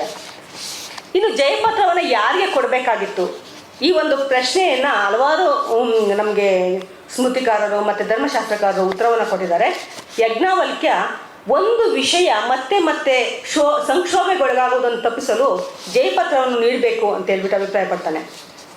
ಅದ್ರ ಜೊತೆಗೆ ಜಯಪತ್ರಗಳನ್ನು ಹೇಗೆ ನೀಡಬೇಕು ಅನ್ನೋದಕ್ಕೆ ಹೇಳ್ತಾ ಪ್ರಡ್ವಿವಾಕ ಅಂದರೆ ಮುಖ್ಯ ನ್ಯಾಯಮೂರ್ತಿ, ಪ್ರಡ್ವಿವಾಕನ ಸಹಿ ಇರಬೇಕು, ಅದಕ್ಕೆ ರಾಜಮುದ್ರೆ ಇರಬೇಕು. ಈ ಎಲ್ಲ ಇವುಗಳೊಂದಿಗೆ ಜಯಶೀಲನಾದ ವ್ಯಕ್ತಿಗೆ ಅವನ ವಿಜಯಕ್ಕೆ ಸಾಕ್ಷಿಯಾಗಿ ಜಯಪತ್ರ ನೀಡಬೇಕು ಅಂತ ಹೇಳಿಬಿಟ್ಟು ವೃದ್ಧ ಹಾರಿತನ ಅಭಿಪ್ರಾಯ ಪಡ್ತಾನೆ. ಸ್ಮೃತಿಗಳಲ್ಲಿ ನಿರ್ದಿಷ್ಟಪಡಿಸಿದಂತಹ ಎಲ್ಲ ವಿಧಿವಿಧಾನಗಳಂದರೆ ಜಯಪತ್ರ ಅಂದರೆ ಹೀಗೆ ಇರಬೇಕು, ಇಷ್ಟು ಅಂಶಗಳನ್ನು ಒಳಗೊಂಡಿರಬೇಕು, ಆ ಎಲ್ಲ ಅಂಶಗಳನ್ನು ಒಳಗೊಂಡು ಆ ವಿಧಾನದೊಂದಿಗೆ ಬರೆದ ಜಯಪತ್ರಗಳನ್ನು ರಾಜರೇ ಆಸ್ಥಾನದಲ್ಲಿ ನೀಡಬೇಕಾಗುತ್ತೆ ಅನ್ನೋದು ಧರ್ಮಶಾಸ್ತ್ರಕಾರರ ಅಭಿಪ್ರಾಯ. ಇನ್ನು ನಾವು ಭಾರತೀಯ ಹಿನ್ನೆಲೆಯಲ್ಲಿ ಧರ್ಮಶಾಸ್ತ್ರಗಳ ಜಯಪತ್ರಗಳನ್ನು ಗಮನಿಸುವಾಗ ಎರಡು ಅಂಶಗಳು ಕಂಡುಬರುತ್ತೆ. ಒಂದು ನಾಗರಿಕ ವ್ಯವಹಾರಗಳಾಗಿ, ಅದು ಆಸ್ತಿ ಇರ್ಬೋದು, ಮತ್ತೊಂದಿರ್ಬೋದು, ಮಗದೊಂದಿರ್ಬೋದು, ಈ ನಾಗರಿಕ ವ್ಯವಹಾರಗಳಾಗಿ ಅವುಗಳಿಗೆ ಬಳಸಿದಂತಹ ಜಯಪತ್ರಗಳು ಒಂದಾದರೆ, ಇನ್ನೊಂದು ತಾತ್ವಿಕ ಚರ್ಚೆಗಳು. ಭಾರತದಲ್ಲಿ ಬೇರೆ ಬೇರೆ ಮತ ಪಂಥಗಳು ಸಮಯಗಳಿದ್ದಿದ್ದು ನಮಗೆಲ್ಲರಿಗೂ ಸಾಗುತ್ತೆ. ಜೈನ, ಬೌದ್ಧ, ಮತ್ತು ಶೈವ, ವೈಷ್ಣವ ಇವೆಲ್ಲ ಇತ್ತು. ಇಲ್ಲಿ ಸಾಮಾನ್ಯ ಮತ ಪಂಥಗಳ ನಡುವಿನ ವಿವಾದಗಳು ಹೆಚ್ಚು ತಾತ್ವಿಕ ಚರ್ಚೆಗಳಿಗೆ ಅವಕಾಶ ಮಾಡಿಕೊಡ್ತಾ ಇತ್ತು. ನನ್ನ ಮತ ಮೇಲು, ನಿಮ್ಮ ಮತ ಕೀಳು ಅನ್ನುವಂತಹ ಮತಪಂಥಗಳ ಮೇಲ್ಮೆಯನ್ನು ಸಾರುವುದಕ್ಕಾಗಿ ಇಂತಹ ತಾತ್ವಿಕ ಸಂಘರ್ಷದಲ್ಲಿ ಗೆದ್ದ ವ್ಯಕ್ತಿಗಳಿಗೆ ಜಯಪತ್ರಗಳನ್ನು ನೀಡಲಾಗ್ತಿತ್ತು. ಇಲ್ಲಿ ಜಯಪತ್ರ ನೀಡೋದು ಒಂದು ಸಾಂಕೇತಿಕ ಕ್ರಿಯೆ, ಆದರೆ ಅದಕ್ಕಿಂತ ಮಿಗಿಲಾಗಿ ಗೆದ್ದ ವ್ಯಕ್ತಿಗಳು ಅಥವಾ ಗೆದ್ದ ಮತಕ್ಕೆ ಸೇರಿದಂತಹ ವ್ಯಕ್ತಿಗಳು ಇನ್ನೊಂದು ಮತವನ್ನು ಹಣಿಯುವ, ಮಣಿಸುವ ಅಥವಾ ಅದನ್ನು ನಾಶ ಮಾಡುವಂತಹ ಒಂದು ತಂತ್ರ ಸಹ ಈ ಒಂದು ತಾತ್ವಿಕ ಸಂಘರ್ಷಗಳಲ್ಲಿ ನಾವು ಕಾಣ್ಬೋದು. ಹೀಗೆ ವಾದ ಮಟ್ಟದಲ್ಲಿ ನಡೆದ ಘರ್ಷಣೆ, ಅದರಲ್ಲಿ ದೊರೆತ ಜಯಪತ್ರ ಇವುಗಳು ಜನತೆ ಮೇಲೆ ಪ್ರಭಾವವನ್ನು ಬೀರಿ ಧರ್ಮ ಪ್ರಚಾರಕ್ಕೆ ಸಹಾಯವಾಗುತ್ತಿದ್ದವು ಅನ್ನೋದರಲ್ಲಿ ಸಂದೇಹವಿಲ್ಲ ಅನ್ನೋದು ಚಿದಾನಂದಮೂರ್ತಿಯವರ ಅಭಿಪ್ರಾಯ. ಈಗ ಭಾರತೀಯ ಹಿನ್ನೆಲೆಯಿಂದ ನಾವು ಕರ್ನಾಟಕಕ್ಕೆ ಬಂದಾಗ ಕರ್ನಾಟಕದಲ್ಲಿ ಜಯಪತ್ರಗಳು ಯಾವ ರೀತಿ ಇದ್ವು, ಅವುಗಳ ಪಾತ್ರ ಏನು, ಅವುಗಳನ್ನ ಇತಿಹಾಸಕ್ಕೆ ನಾವು ಯಾವ ರೀತಿ ಅಳವಡಿಸ್ಕೋಬಹುದು ಅಂತ ನಾವು ಯೋಚನೆ ಮಾಡುವಾಗ ಕರ್ನಾಟಕದಲ್ಲಿ ಮೊದಲಿಗೆ ಜಯಪತ್ರಗಳ ಉಲ್ಲೇಖ ಸಿಗೋದು ನಮಗೆ ಪಂಪನ ಆದಿಪುರಾಣದಲ್ಲಿ 942ರಲ್ಲಿ. ಅದರಲ್ಲಿ ಸ್ವಯಂಬುದ್ಧ ಎಂಬುವನು ಪ್ರತಿವಾದಿಗಳನ್ನು ವಾದ ವಿವಾದಗಳಲ್ಲಿ ಮಂಡಿಸಿದ್ದಕ್ಕಾಗಿ ಕಚರೇಂದ್ರ ಅವರಿಗೆ ಜಯಪತ್ರವನ್ನು ನೀಡ್ತಾನೆ. ಆದಿಪುರಾಣದ ನಂತರ 250 ವರ್ಷಗಳ ತರುವಾಯ ಅಂದರೆ ಸುಮಾರು ಕ್ರಿಸ್ತಶಕ 1200ರ ವೇಳೆಗೆ ಜಯಪತ್ರವನ್ನು ಒಳಗೊಂಡಂತಹ ಶಿಲಾಶಾಸನ ಸಿಗುತ್ತೆ. ಇದಕ್ಕೆ ಏನು ಕಾರಣ? ಕರ್ನಾಟಕದಲ್ಲಿ ಭಾರತದಲ್ಲಿ ನಾವು ಜಾವದಲ್ಲಿ ಬಿಟ್ಟರೆ ಭಾರತದಲ್ಲಿ ಅದನ್ನು ನಾನು ಸ್ವಲ್ಪ ಆಳವಾಗಿ ಇದ್ರ ಬಗ್ಗೆ ಅಧ್ಯಯನ ಮಾಡಿದ್ರೆ ಬೇರೆ ಬೇರೆ ಕಡೆ ಎಲ್ಲ ಹುಡುಕಿದೆ. ಆದರೆ ಭಾರತದಲ್ಲಿ ನನಗೆ ಜಯಪತ್ರಗಳ ಒಂದು ಉಲ್ಲೇಖಗಳು ಈ ಸ್ಮೃತಿಗಳಲ್ಲಿ ಧರ್ಮಶಾಸ್ತ್ರಗಳನ್ನು ಬಿಟ್ಟರೆ ಶಾಸ್ತ್ರಗಳು ಸಿಗಲಿಲ್ಲ. ಆ ಹಿನ್ನೆಲೆಯಲ್ಲಿ ನಾನು ಹೇಳ್ತಾ ಇದ್ದೀನಿ. ಕರ್ನಾಟಕದಲ್ಲಿ ನಮಗೆ ಬಹುಶಃ ಯಾಕೆ ಜಯಪತ್ರಗಳು ಮೊದಲಿಗೆ ನಮಗೆ ಸಿಕ್ಕಿದೆ ಭಾರತದಲ್ಲಿ ನಾವು ಭಾರತಕ್ಕೆ ಹೋಲಿಸಿದೆ ಅಂತ ಅಂದಾಗ ಬಹುಶಃ ನಮ್ಮ ಭಾರತೀಯ ಆಳರಸರ ಸಾಮ್ರಾಜ್ಯಗಳ ಭೌಗೋಳಿಕ ವಿಸ್ತರಣೆ ಬೇರೆ ರಾಜಮನೆತನಗಳಿಗೆ ಹೋಲಿಸಿದಾಗ ನಮ್ಮ ಕರ್ನಾಟಕದ ಅರಸಮನೆತನಗಳು ಮೊದಲಿಂದ ಸ್ವಲ್ಪ ಪ್ರಬಲವಾಗಿದ್ದಂಥವ್ರು. ಕರ್ನಾಟಕ ಅಜೇಯ ಬಲ ಅನ್ನೋದು ಎಲ್ರಿಗೂ ಸಹ ಗೊತ್ತಿರುವಂಥ ವಿಷಯ. ಹಾಗಾಗಿ ಅವರು ಉತ್ತರದವರೆಗೂ ಸಹ ಅವರು ದಿಗ್ವಿಜಯವನ್ನು ಕೈಗೊಳ್ತಾ ಇದ್ರು, ಅದೊಂದು ಕಾರಣ.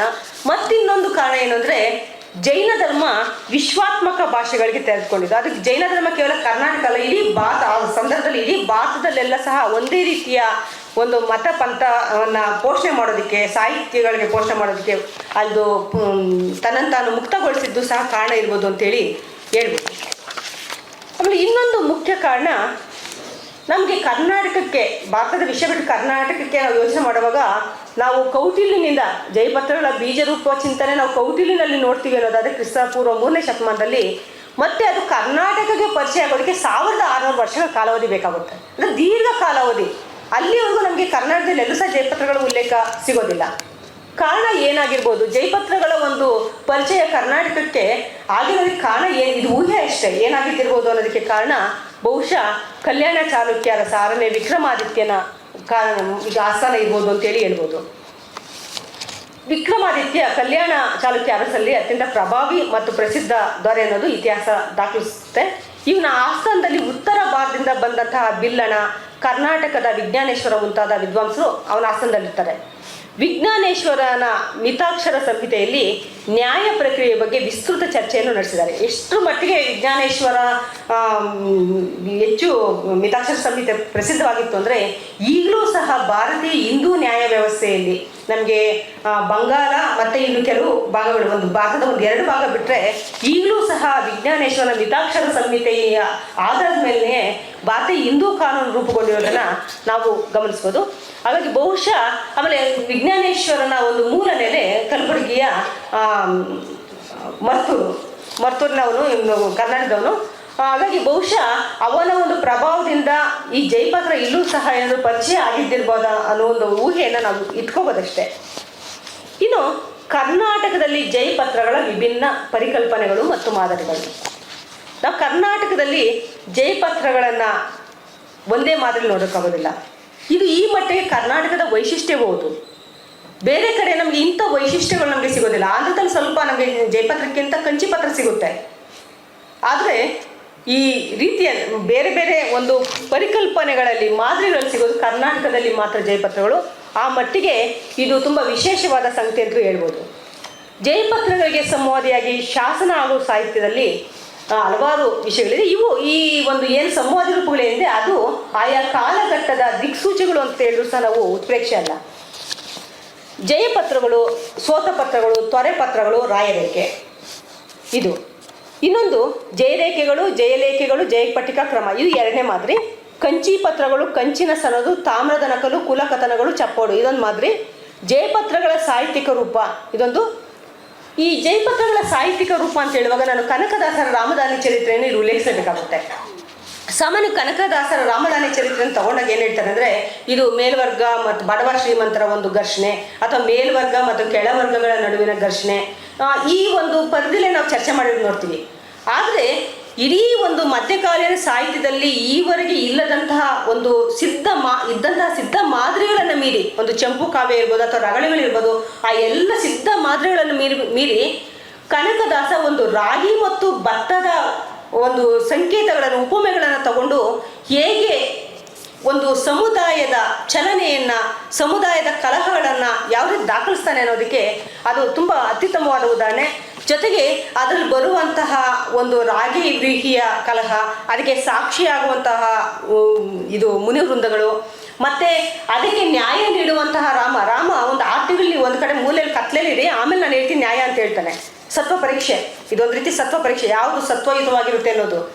ಆಮೇಲೆ ಮತ್ತೆ ರಾಮ ಪರೀಕ್ಷೆ ಮಾಡಿ ರಾಗಿಯೇ ಸತ್ವಯುತವಾದದ್ದು, ಸಾರಯುತವಾದದ್ದು ಅಂತೆಲ್ಲ ಹೇಳಿ ರಾಗಿಗೆ ಕೊಡುವಂಥ ಬಿರುದು ಭಾವನೆಗಳು, ಇವೆಲ್ಲ ಸಹ ನಮಗೆ ಜಯಪತ್ರದ ಮಾದರಿಗಳಲ್ಲಿಯೇ ಇರೋದನ್ನು ನಾವು ಗಮನಿಸಿ. ಬಹುಶಃ ಕನಕದಾಸರಿಗೆ ತನ್ನ ಸಮಾಜದಲ್ಲಿ ಇದ್ದಂತಹ ಇಂಥ ಕೆಲವು ಸಂಗತಿಗಳನ್ನು ತೆಗೆದುಕೊಂಡು ತನ್ನ ಒಂದು ಕಣ್ಮುಂದೆ ನಡೆದಂತಹ ಒಂದು ಕೆಲವು ಘಟನೆಗಳನ್ನು ತೆಗೆದುಕೊಂಡು ಈ ಒಂದು ರಾಮದಾನಿ ಚರಿತ್ರೆ ಬರೆದಿರ್ಬೋದು ಅಂತೇಳಿ ಹೇಳ್ಬೋದು. ಆದರೆ ರಾಮದಾನಿ ಚರಿತ್ರೆಯ ಕಂಪ್ಲೀಟ್ ಪೂರ್ಣ ಹೇಗಿದೆ ಅಂದರೆ ಜಯಪತ್ರಗಳ ಮಾದರಿಯೇ ಇರೋದನ್ನು ನಾವು ಗಮನಿಸ್ತೀವಿ.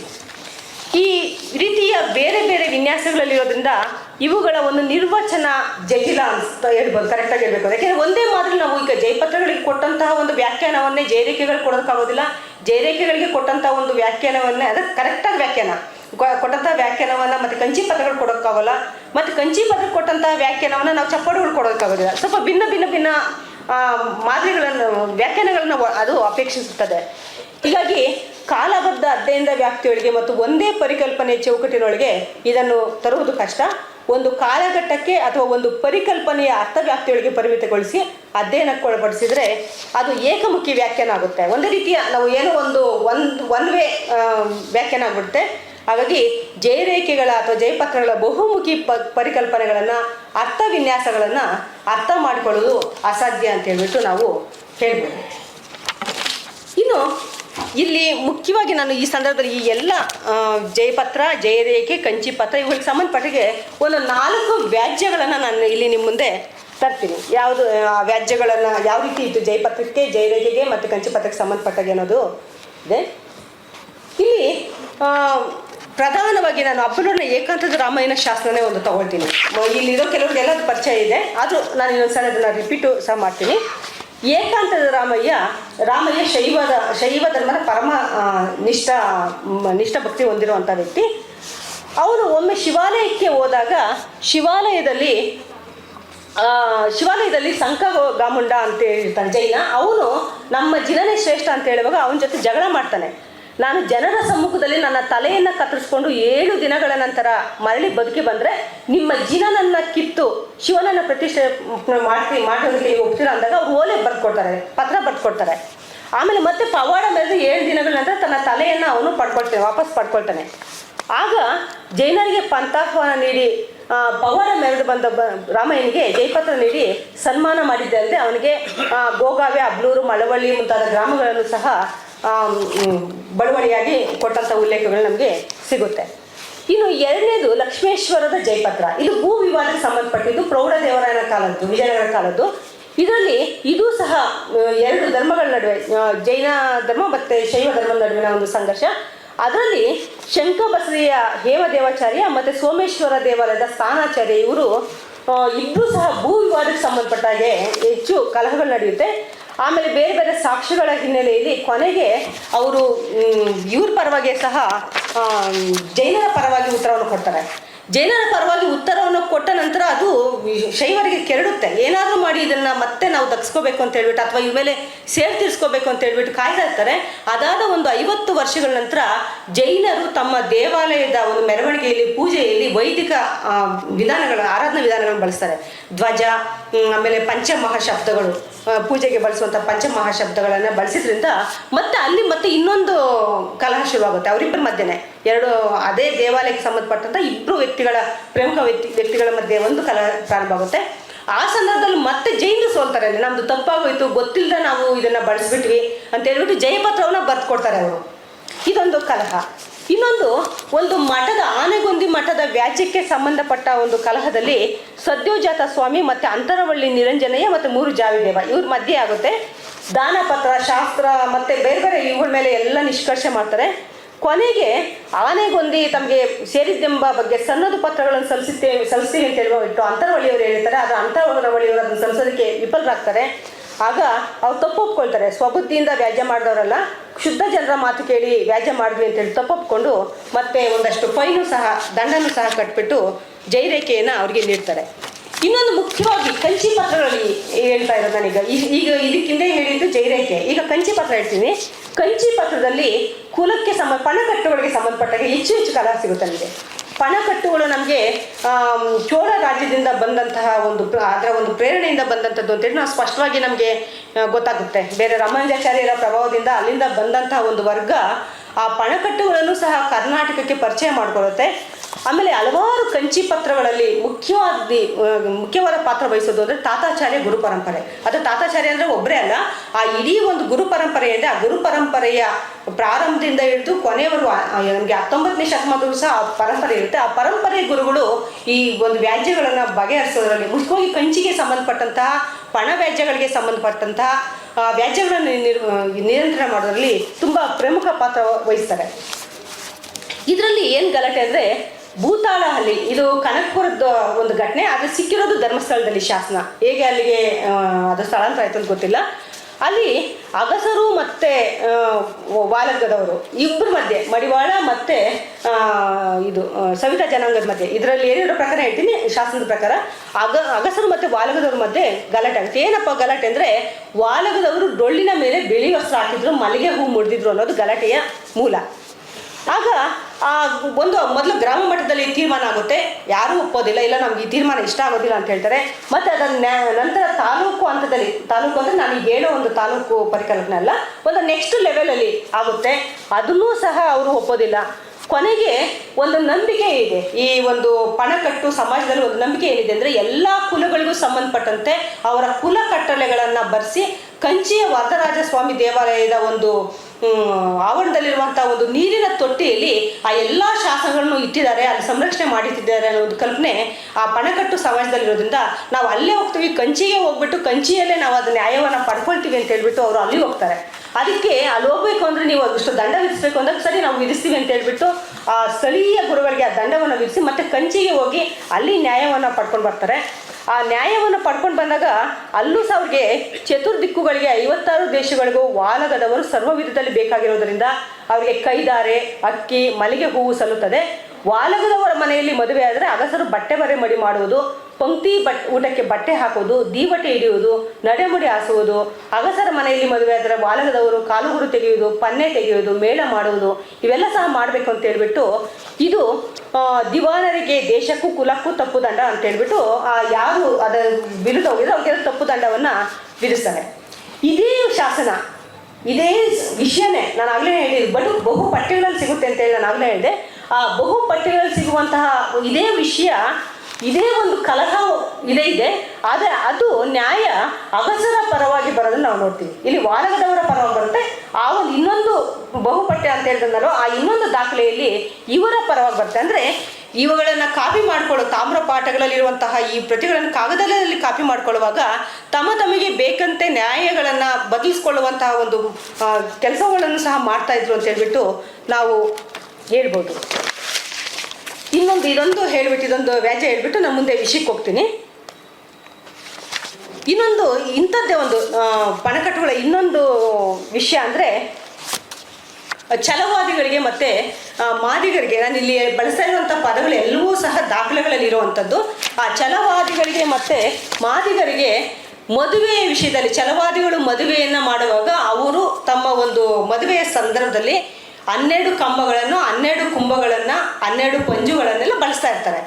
ಇದಕ್ಕೆ ಮಾದಿಗ ಸಮುದಾಯದ ಅಂದರೆ ಜಾಂಬವ ಸಮುದಾಯವರು ಅದಕ್ಕೆ ಆಕ್ಷೇಪಣೆ ವ್ಯಕ್ತಪಡ್ತಾರೆ. ದೊಡ್ಡ ಕಲಹ ಆಗುತ್ತೆ, ಇಡೀ ವಿವಾಹದ ಮನೆಯೇ ಆರೋಪ ಆಗಿಬಿಡುತ್ತೆ. ಅಂದರೆ ಅಲ್ಲೆಲ್ಲ ಬಹುಶಃ ರಕ್ತಪಾತ ಆಗೋದನ್ನು ನೋಡ್ತೀವಿ.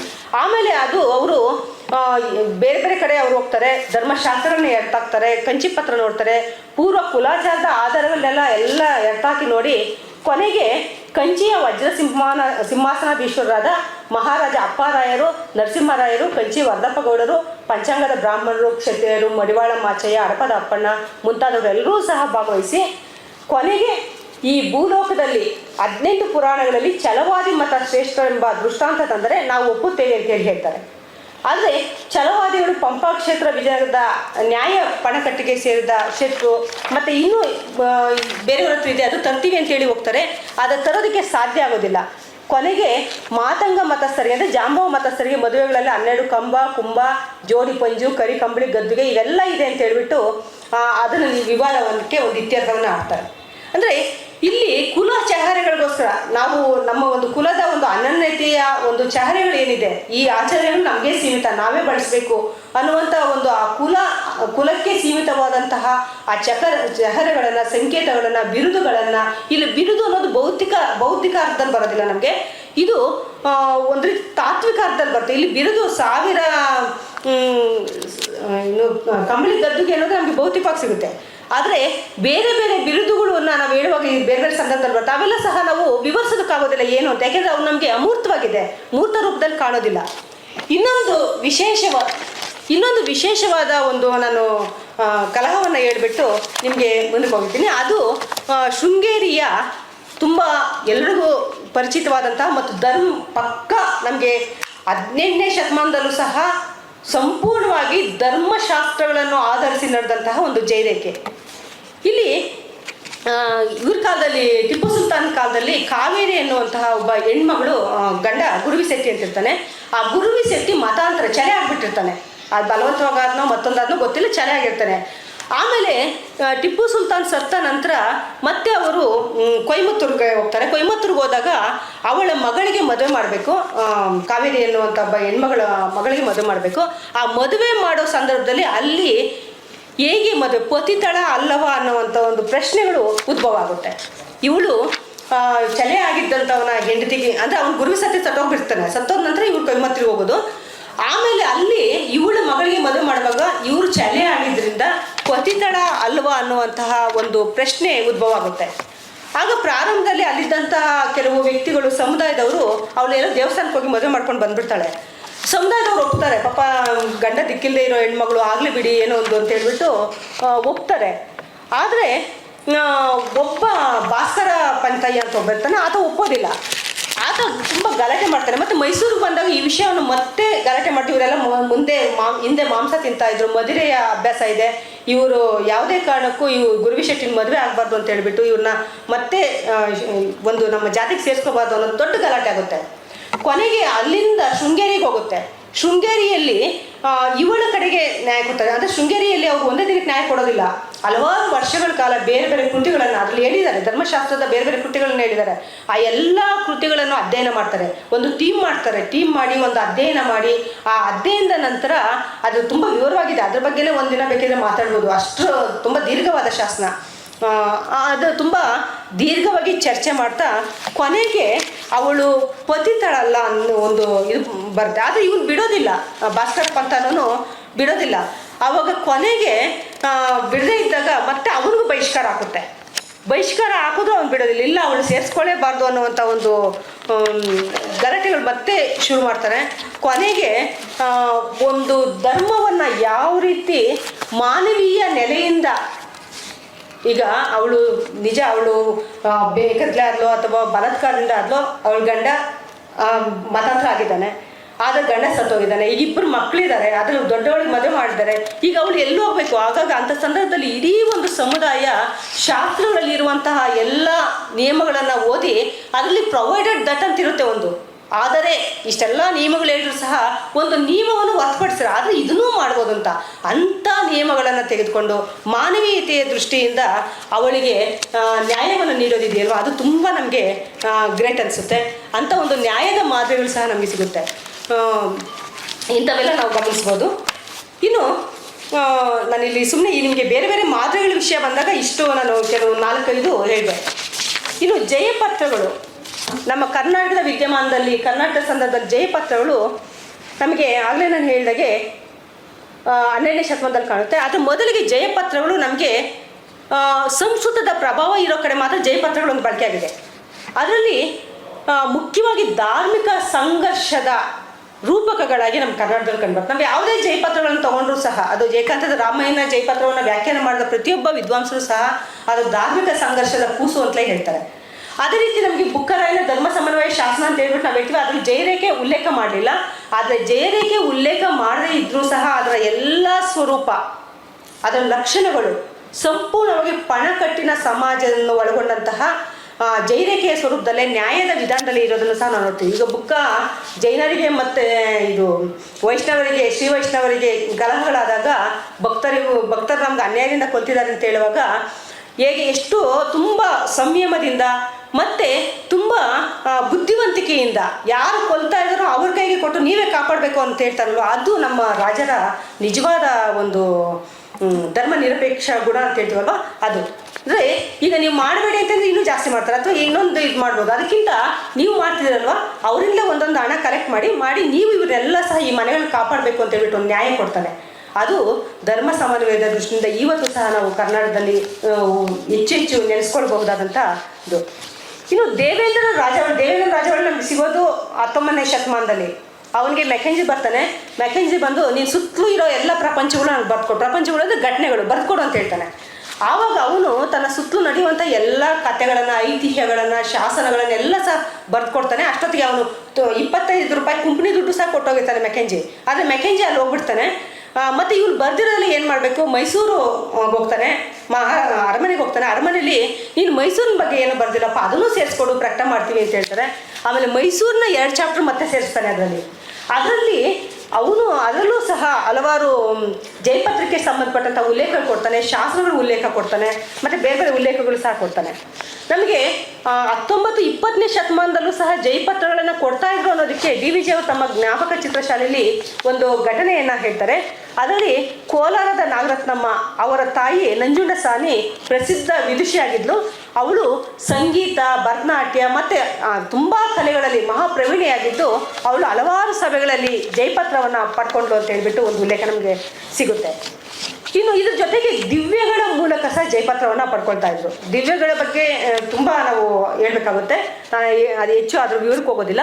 ಆದರೆ ಸಾಮಾನ್ಯವಾಗಿ ಸೀಮಾ ವಿವಾದಗಳು, ಭೂ ವಿವಾದಗಳು ಅಥವಾ ಕಳ್ಳತನ ಅಥವಾ ವ್ಯಕ್ತಿಗತ ಚಾರಿತ್ರ್ಯಕ್ಕೆ ಸಂಬಂಧಪಟ್ಟಾಗೆ ಇರುವಂತಹ ಸಂದರ್ಭದಲ್ಲಿ ಮತ್ತೆ ಸಾಕ್ಷ್ಯಗಳು ಲಭ್ಯವಿಲ್ಲದೆ ಇದ್ದಾಗ ಅಥವಾ ಸಾಕ್ಷ್ಯಗಳು ಸರಿಯಾದ ರೀತಿಯಲ್ಲಿ ಅದನ್ನು ಮೌಲ್ಯಮಾಪನ ಮಾಡೋದಕ್ಕೆ ಸಾಧ್ಯ ಇದ್ದಾಗ ಆಗ ದೈವದ ಮೊರೆ ಹೋಗಿ ದಿವ್ಯಗಳ ಮೂಲಕ ಇಂಥ ಒಂದು ಇದನ್ನು ಮಾಡಿಸ್ತಾ ಇದ್ರು, ಒಂದು ಪ್ರಮಾಣಗಳನ್ನು ಮಾಡಿಸಿ ಅದು ದಿಟ್ಟಿ ದೀವಿಗೆ ಇರ್ಬೋದು, ಅಂದರೆ ಉರಿತಿರುವಂತಹ ದೀವಿಗೆಯನ್ನು ಒಂದೇ ಸಮ ದೃಷ್ಟಿ ನೋಡೋದೊಂದು ಇದು, ಅಥವಾ ಗಟ್ಟಿಯಾಗಿ ಕಾಯಿಸಿರುವಂತಹ ನೇಗಿಲಿನ ಹಾರೆಯನ್ನು ಇಟ್ಕೊಳ್ಳುವಂಥದ್ದು ಅಥವಾ ಕಬ್ಬಿಣದ ಗುಂಡನ್ನು ಇಟ್ಕೊಳ್ಳುವಂಥದ್ದು, ಕಾದ ಎಣ್ಣೆಯಲ್ಲಿ ಇದಕ್ಕೆ ಬೇರೆ ಬೇರೆ ಹೆಸರುಗಳಲ್ಲಿ ನಮಗೆ 7 ಅಂತ ಹೇಳ್ತಾರೆ, 9 ಅಂತಾರೆ. ಇದ್ರ ಬಗ್ಗೆ ತುಂಬ ಚರ್ಚೆಗಳಿದೆ ನಮಗೆ ದಿವ್ಯಗಳ ಬಗ್ಗೆ.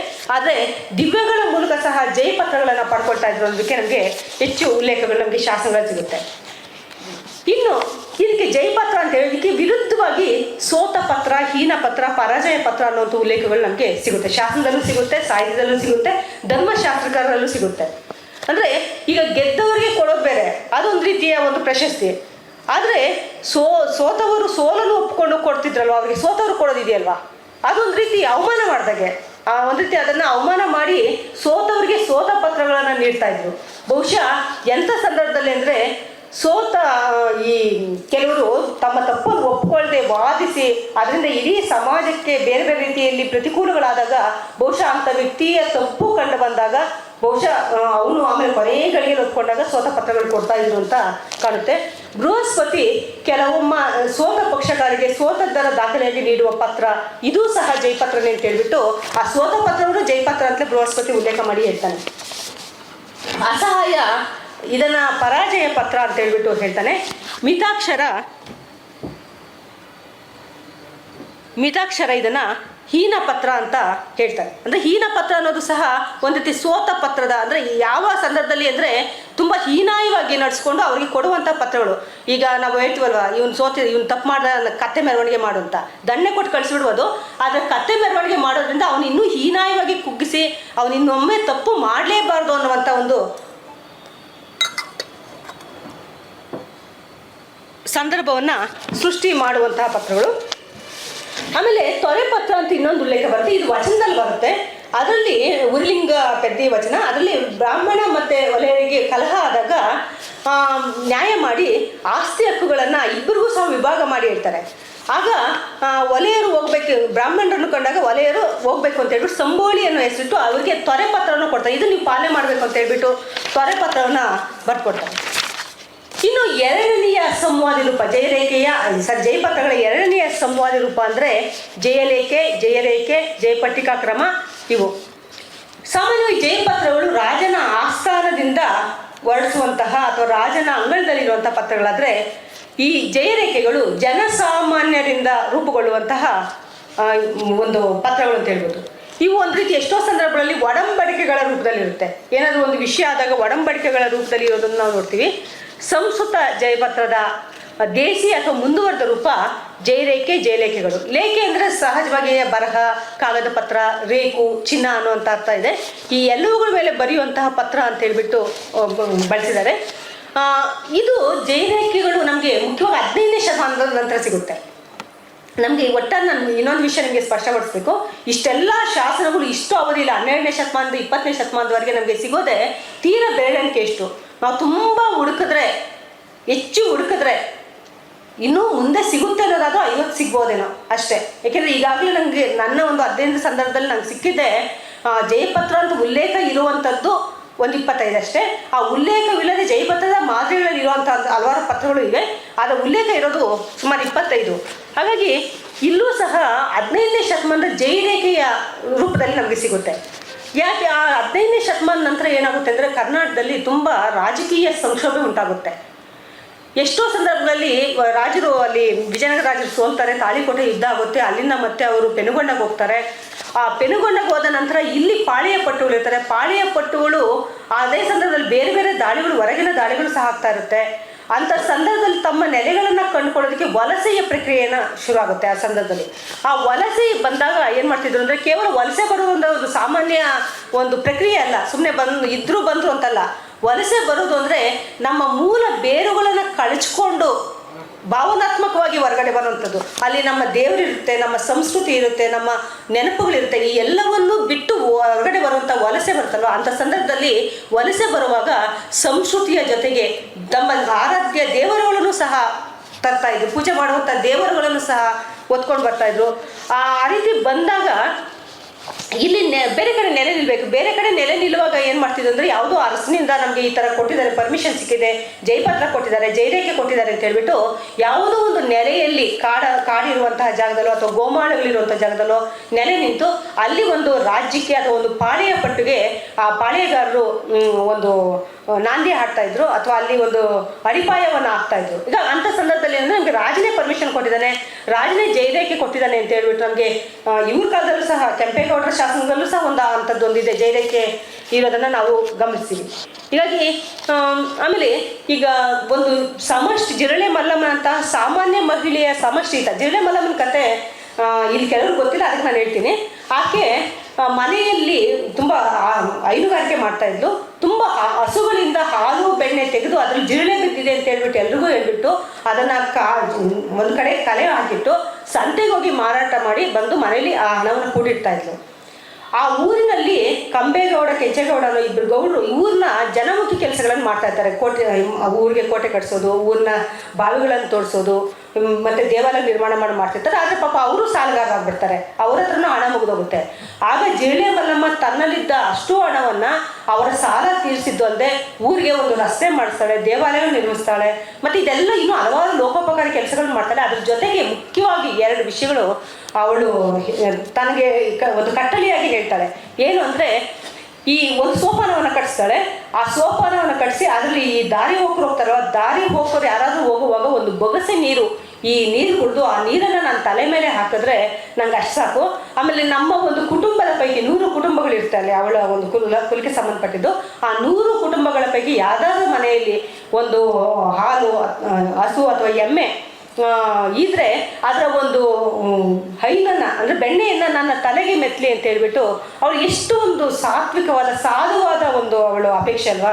ಅದನ್ನು ಅವಳು ಅಷ್ಟೆಲ್ಲ ಕೊಟ್ಟಿದ್ದ ನಂತರ ಒಂದು ಒಡಂಬಡಿಕೆಯನ್ನು ಮಾಡಿಸ್ತಾಳೆ, ಒಂದು ಕಟ್ಟಳೆಯನ್ನು ಮಾಡಿಸ್ತಾಳೆ. ಈ ಎಲ್ಲವನ್ನು ಸಹ ನಾವು ಗಮನಿಸ್ಬೋದು. ಇನ್ನು ಕುಲೋತ್ಪತ್ತಿ ಅಥವಾ ಕುಲಕಥನ ಜಯರೇಖೆಗಳು.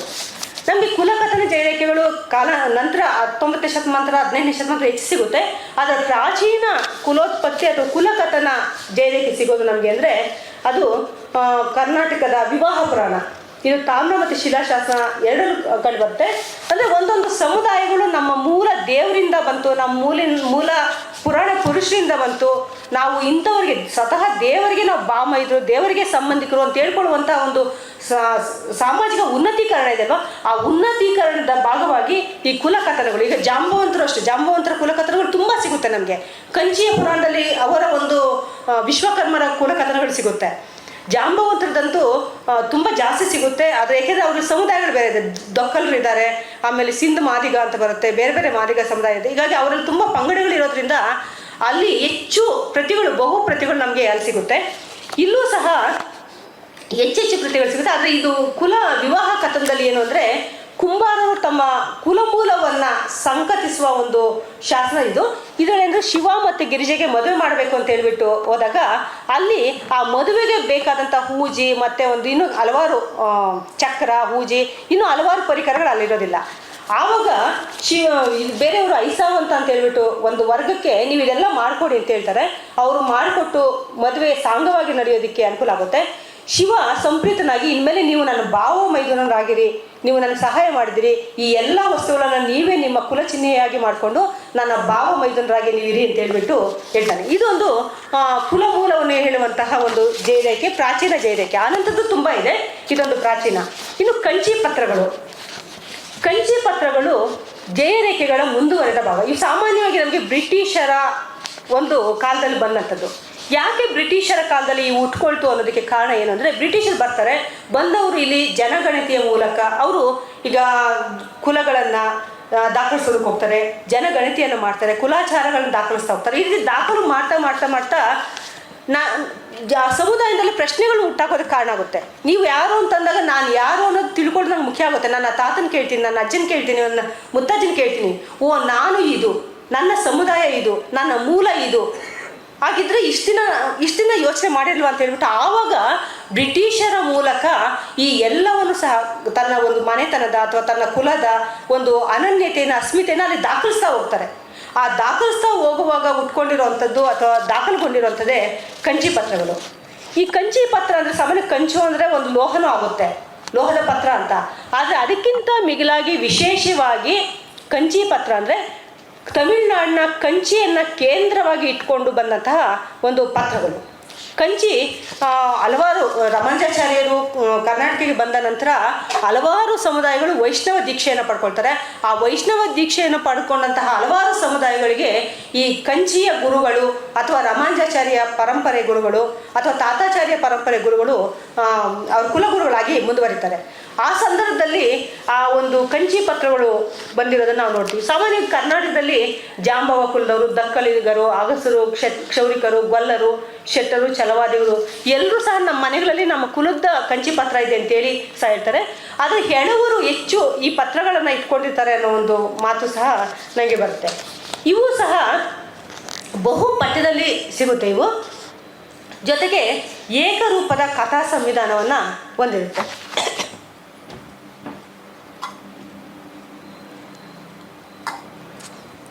ನಾನು ಆಗಲೇ ಹೇಳ್ದಾಗೆ ಒಂದೇ ಕತೆ ಸ್ವಲ್ಪ ಬದಲಾವಣೆ. ನನ್ನ ಮನೆಗೆ ಬೇಕಾದ್ರೆ ನಾನು ಬರ್ಕೊಳ್ತೀನಿ, ಇನ್ನೊಬ್ಬರ ಮನೆಗೆ ಬೇಕಾದ್ರೆ ಇನ್ನೊಬ್ಬರು. ಆದರೆ ಕಥೆಯ ಸ್ವರೂಪ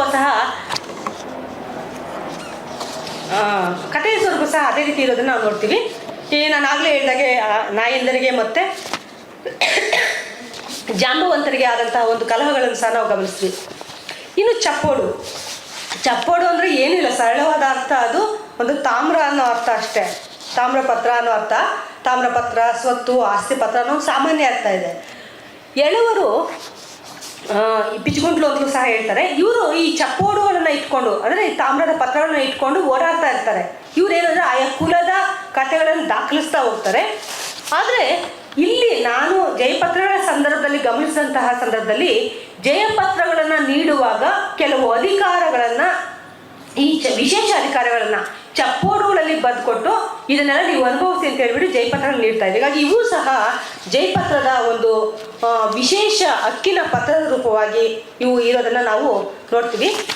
ಇವು ಸಹ ಜಯಪತ್ರದ ಮುಖ್ಯ ಘಟ್ಟವಾಗಿರೋದನ್ನು ನಾವು ನೋಡ್ತೀವಿ. ಒಟ್ಟಾರೆಯಾಗಿ ನಾವು ಜಯಪತ್ರಗಳ ಕರ್ನಾಟಕದ ಹಿನ್ನೆಲೆಯಲ್ಲಿ, ಭಾರತದ ಹಿನ್ನೆಲೆಯಲ್ಲಿ ನ್ಯಾಯದ ಭಾಗವಾಗಿ ಬರುತ್ತೆ. ಆದರೆ ಕರ್ನಾಟಕದ ಹಿನ್ನೆಲೆಯಲ್ಲಿ ಜಯಪತ್ರಗಳನ್ನು ನಾವು ನೋಡುವಾಗ ಕಾಲಕ್ಕೆ ಕಾಲದ ಅಥವಾ ಚರಿತ್ರೆಯ ಸಂದರ್ಭಕ್ಕೆ ತಕ್ಕಾಗೆ ಅದು ಸಹ ತನ್ನನ್ನು ಬದಲಿಸ್ಕೊಂಡಿರೋದು ನೋಡ್ತೀವಿ. ಈ ಉದಾಹರಣೆಗೆ ಇದು ಸಮಾಜದಲ್ಲಿದ್ದಂತಹ ಧರ್ಮದ ಸಂಘರ್ಷದ ಭಾಗವಾಗಿ ಜಯಪತ್ರಗಳು ಧರ್ಮ ಸಂಘರ್ಷವನ್ನು ರೂಪಿಸಿದ್ರೆ, ಸಮಾಜದಲ್ಲಿ ಸಾಮಾನ್ಯ ಜನರು ಮಾಡಿಕೊಳ್ಳುವ ಒಡಂಬಡಿಕೆಗಳ ರೂಪದಲ್ಲಿ ಅಥವಾ ಸಾಮಾನ್ಯ ಜನರು ನಡೆಸುವಂತಹ ಒಂದು ನ್ಯಾಯಿಕ ಪ್ರಕ್ರಿಯೆಗಳ ಅಂಗವಾಗಿ ಜೈರೇಖೆ ಅಂತ ಹೇಳ್ಬಿಟ್ಟು ಅದಕ್ಕೆ ಸಂವಾದಿ ಕನ್ನಡ ರೂಪವನ್ನು ಬಳಸ್ಕೊಳ್ತಾರೆ. ಆನಂತರ ಕಂಚಿನ ಪತ್ರಗಳು, ಅದೇ ಒಂದು ವಿನ್ಯಾಸ ಅದೇ ಇದೆ, ಆದರೆ ಕಂಚಿನ ಪತ್ರಗಳ ರೂಪದಲ್ಲಿ ಕುಲಕ್ಕೆ ಸಂಬಂಧಪಟ್ಟಂತಹ ನ್ಯಾಯ ವಿಧಾನವನ್ನು ರೂಪಿಸ್ಕೊಳ್ತಾರೆ. ಆನಂತರ ಮತ್ತೆ ಬೇರೆ ಬೇರೆ ಈಗಲೂ ಸಹ ನಮಗೆ ಮದ್ರಾಸ್ ಕೋರ್ಟಲ್ಲಿ ನಮಗೆ ಈ ಪಣಕಟ್ಟುಗಳ ವ್ಯಾಜ್ಯ, ಈ ಕಂಚಿ ಮುಖ್ಯವಾಗಿ ಪಣಕಟ್ಟುಗಳ ವ್ಯಾಜ್ಯ ಕೇಂದ್ರ ಆಗಿರುತ್ತೆ. ಈಗಲೂ ಮದ್ರಾಸ್ ಹೈಕೋರ್ಟಲ್ಲಿ ಪಣಕಟ್ಟುಗಳ ಜಗಳ ನಮಗೆ ಬ್ರಿಟಿಷರ್ ದಾಖಲೆಗಳಲ್ಲಂತೂ ಅವರೇ ಹೇಳ್ಕೊಂಡಿದ್ದಾರೆ, ನಮಗೆ ಈ ಪಣಕಟ್ಟುಗಳ ಜಗಳ ಸರಿ ಮಾಡಿ ಸಾಕಾಗೋಗ್ಬಿಟ್ಟಿದೆ, ಇನ್ನು ಯಾವ ಕೋರ್ಟ್ಗಳಲ್ಲೂ ಸಹ ಈ ಪಣಕಟ್ಟುಗಳ ಜಗಳ ತಗೋಬಾರ್ದು ಅಂತ ಹೇಳ್ಬಿಟ್ಟು. ಪಣಕಟ್ಟು ಅಂದರೆ ಎಡ ಮತ್ತು ಬಲ ಪಂಥಗಳು. ಇದು ಸಹ ಚೋಳರ ಕಾಲದಲ್ಲಿ ರೂಪುಗೊಳ್ತು ಅಂತ ಹೇಳ್ಬಿಟ್ಟು ನಮಗೆ ಈ ಪಣಕಟ್ಟುಗಳ ಒಂದು ಸಂದರ್ಭದಲ್ಲಿ ಗೊತ್ತಾಗುತ್ತೆ. ಕರ್ನಾಟಕದಲ್ಲಿ ಮೊದಲಿಗೆ ಐವದನ್ ರಾವ್ ಅವರು ಇದ್ರ ಬಗ್ಗೆ ತುಂಬ ವ್ಯಾಪಕವಾಗಿ ಚರ್ಚೆ ಮಾಡಿದ್ದಾರೆ. ಪಣಕಟ್ಟುಗಳು ಹೇಗೆ, ಏನು, ಕರ್ನಾಟಕದಲ್ಲಿ ಯಾವ್ಯಾವ ಪಣಕಟ್ಟುಗಳಿವೆ, ಯಾವ್ಯಾವ 9 ಪಣಕಟ್ಟುಗಳ್ಯಾವು, 18 ಪಣಕಟ್ಟುಗಳ್ಯಾವು, ಇದನ್ನೆಲ್ಲ ಸ್ಥೂಲವಾಗಿ ವಿವರಿಸಿ ಹೇಳಿದ್ದಾರೆ. ಇನ್ನೊಂದ್ಸಾರಿ ಸಂದರ್ಭ ಬಂದರೆ ಬರೀ ಪಣಕಟ್ಟುಗಳ ಬಗ್ಗೆನೇ ಮಾತಾಡ್ಬೋದು. ನನಗೆ ಇಷ್ಟೊತ್ತು ಅವಕಾಶ ಮಾಡಿಕೊಟ್ಟಂತಹ ಮಿಥಿಕ್ ಸೊಸೈಟಿಯ ಎಲ್ಲ ಅಧ್ಯಕ್ಷರಿಗೆ ಮತ್ತು ಎಲ್ಲ ಪದಾಧಿಕಾರಿಗಳಿಗೆ ಮತ್ತು ಇಷ್ಟೊತ್ತು ಸಹನೆಯಿಂದ ಕೇಳಿದಂತಹ ನಿಮ್ಮೆಲ್ಲರಿಗೂ ಸಹ ಹೃತ್ಪೂರ್ವಕ ಧನ್ಯವಾದಗಳನ್ನು ಮಾಡ್ತಾ ನನ್ನ ಮಾತುಗಳನ್ನು ಮುಗಿಸ್ತೀನಿ. ಧನ್ಯವಾದಗಳು.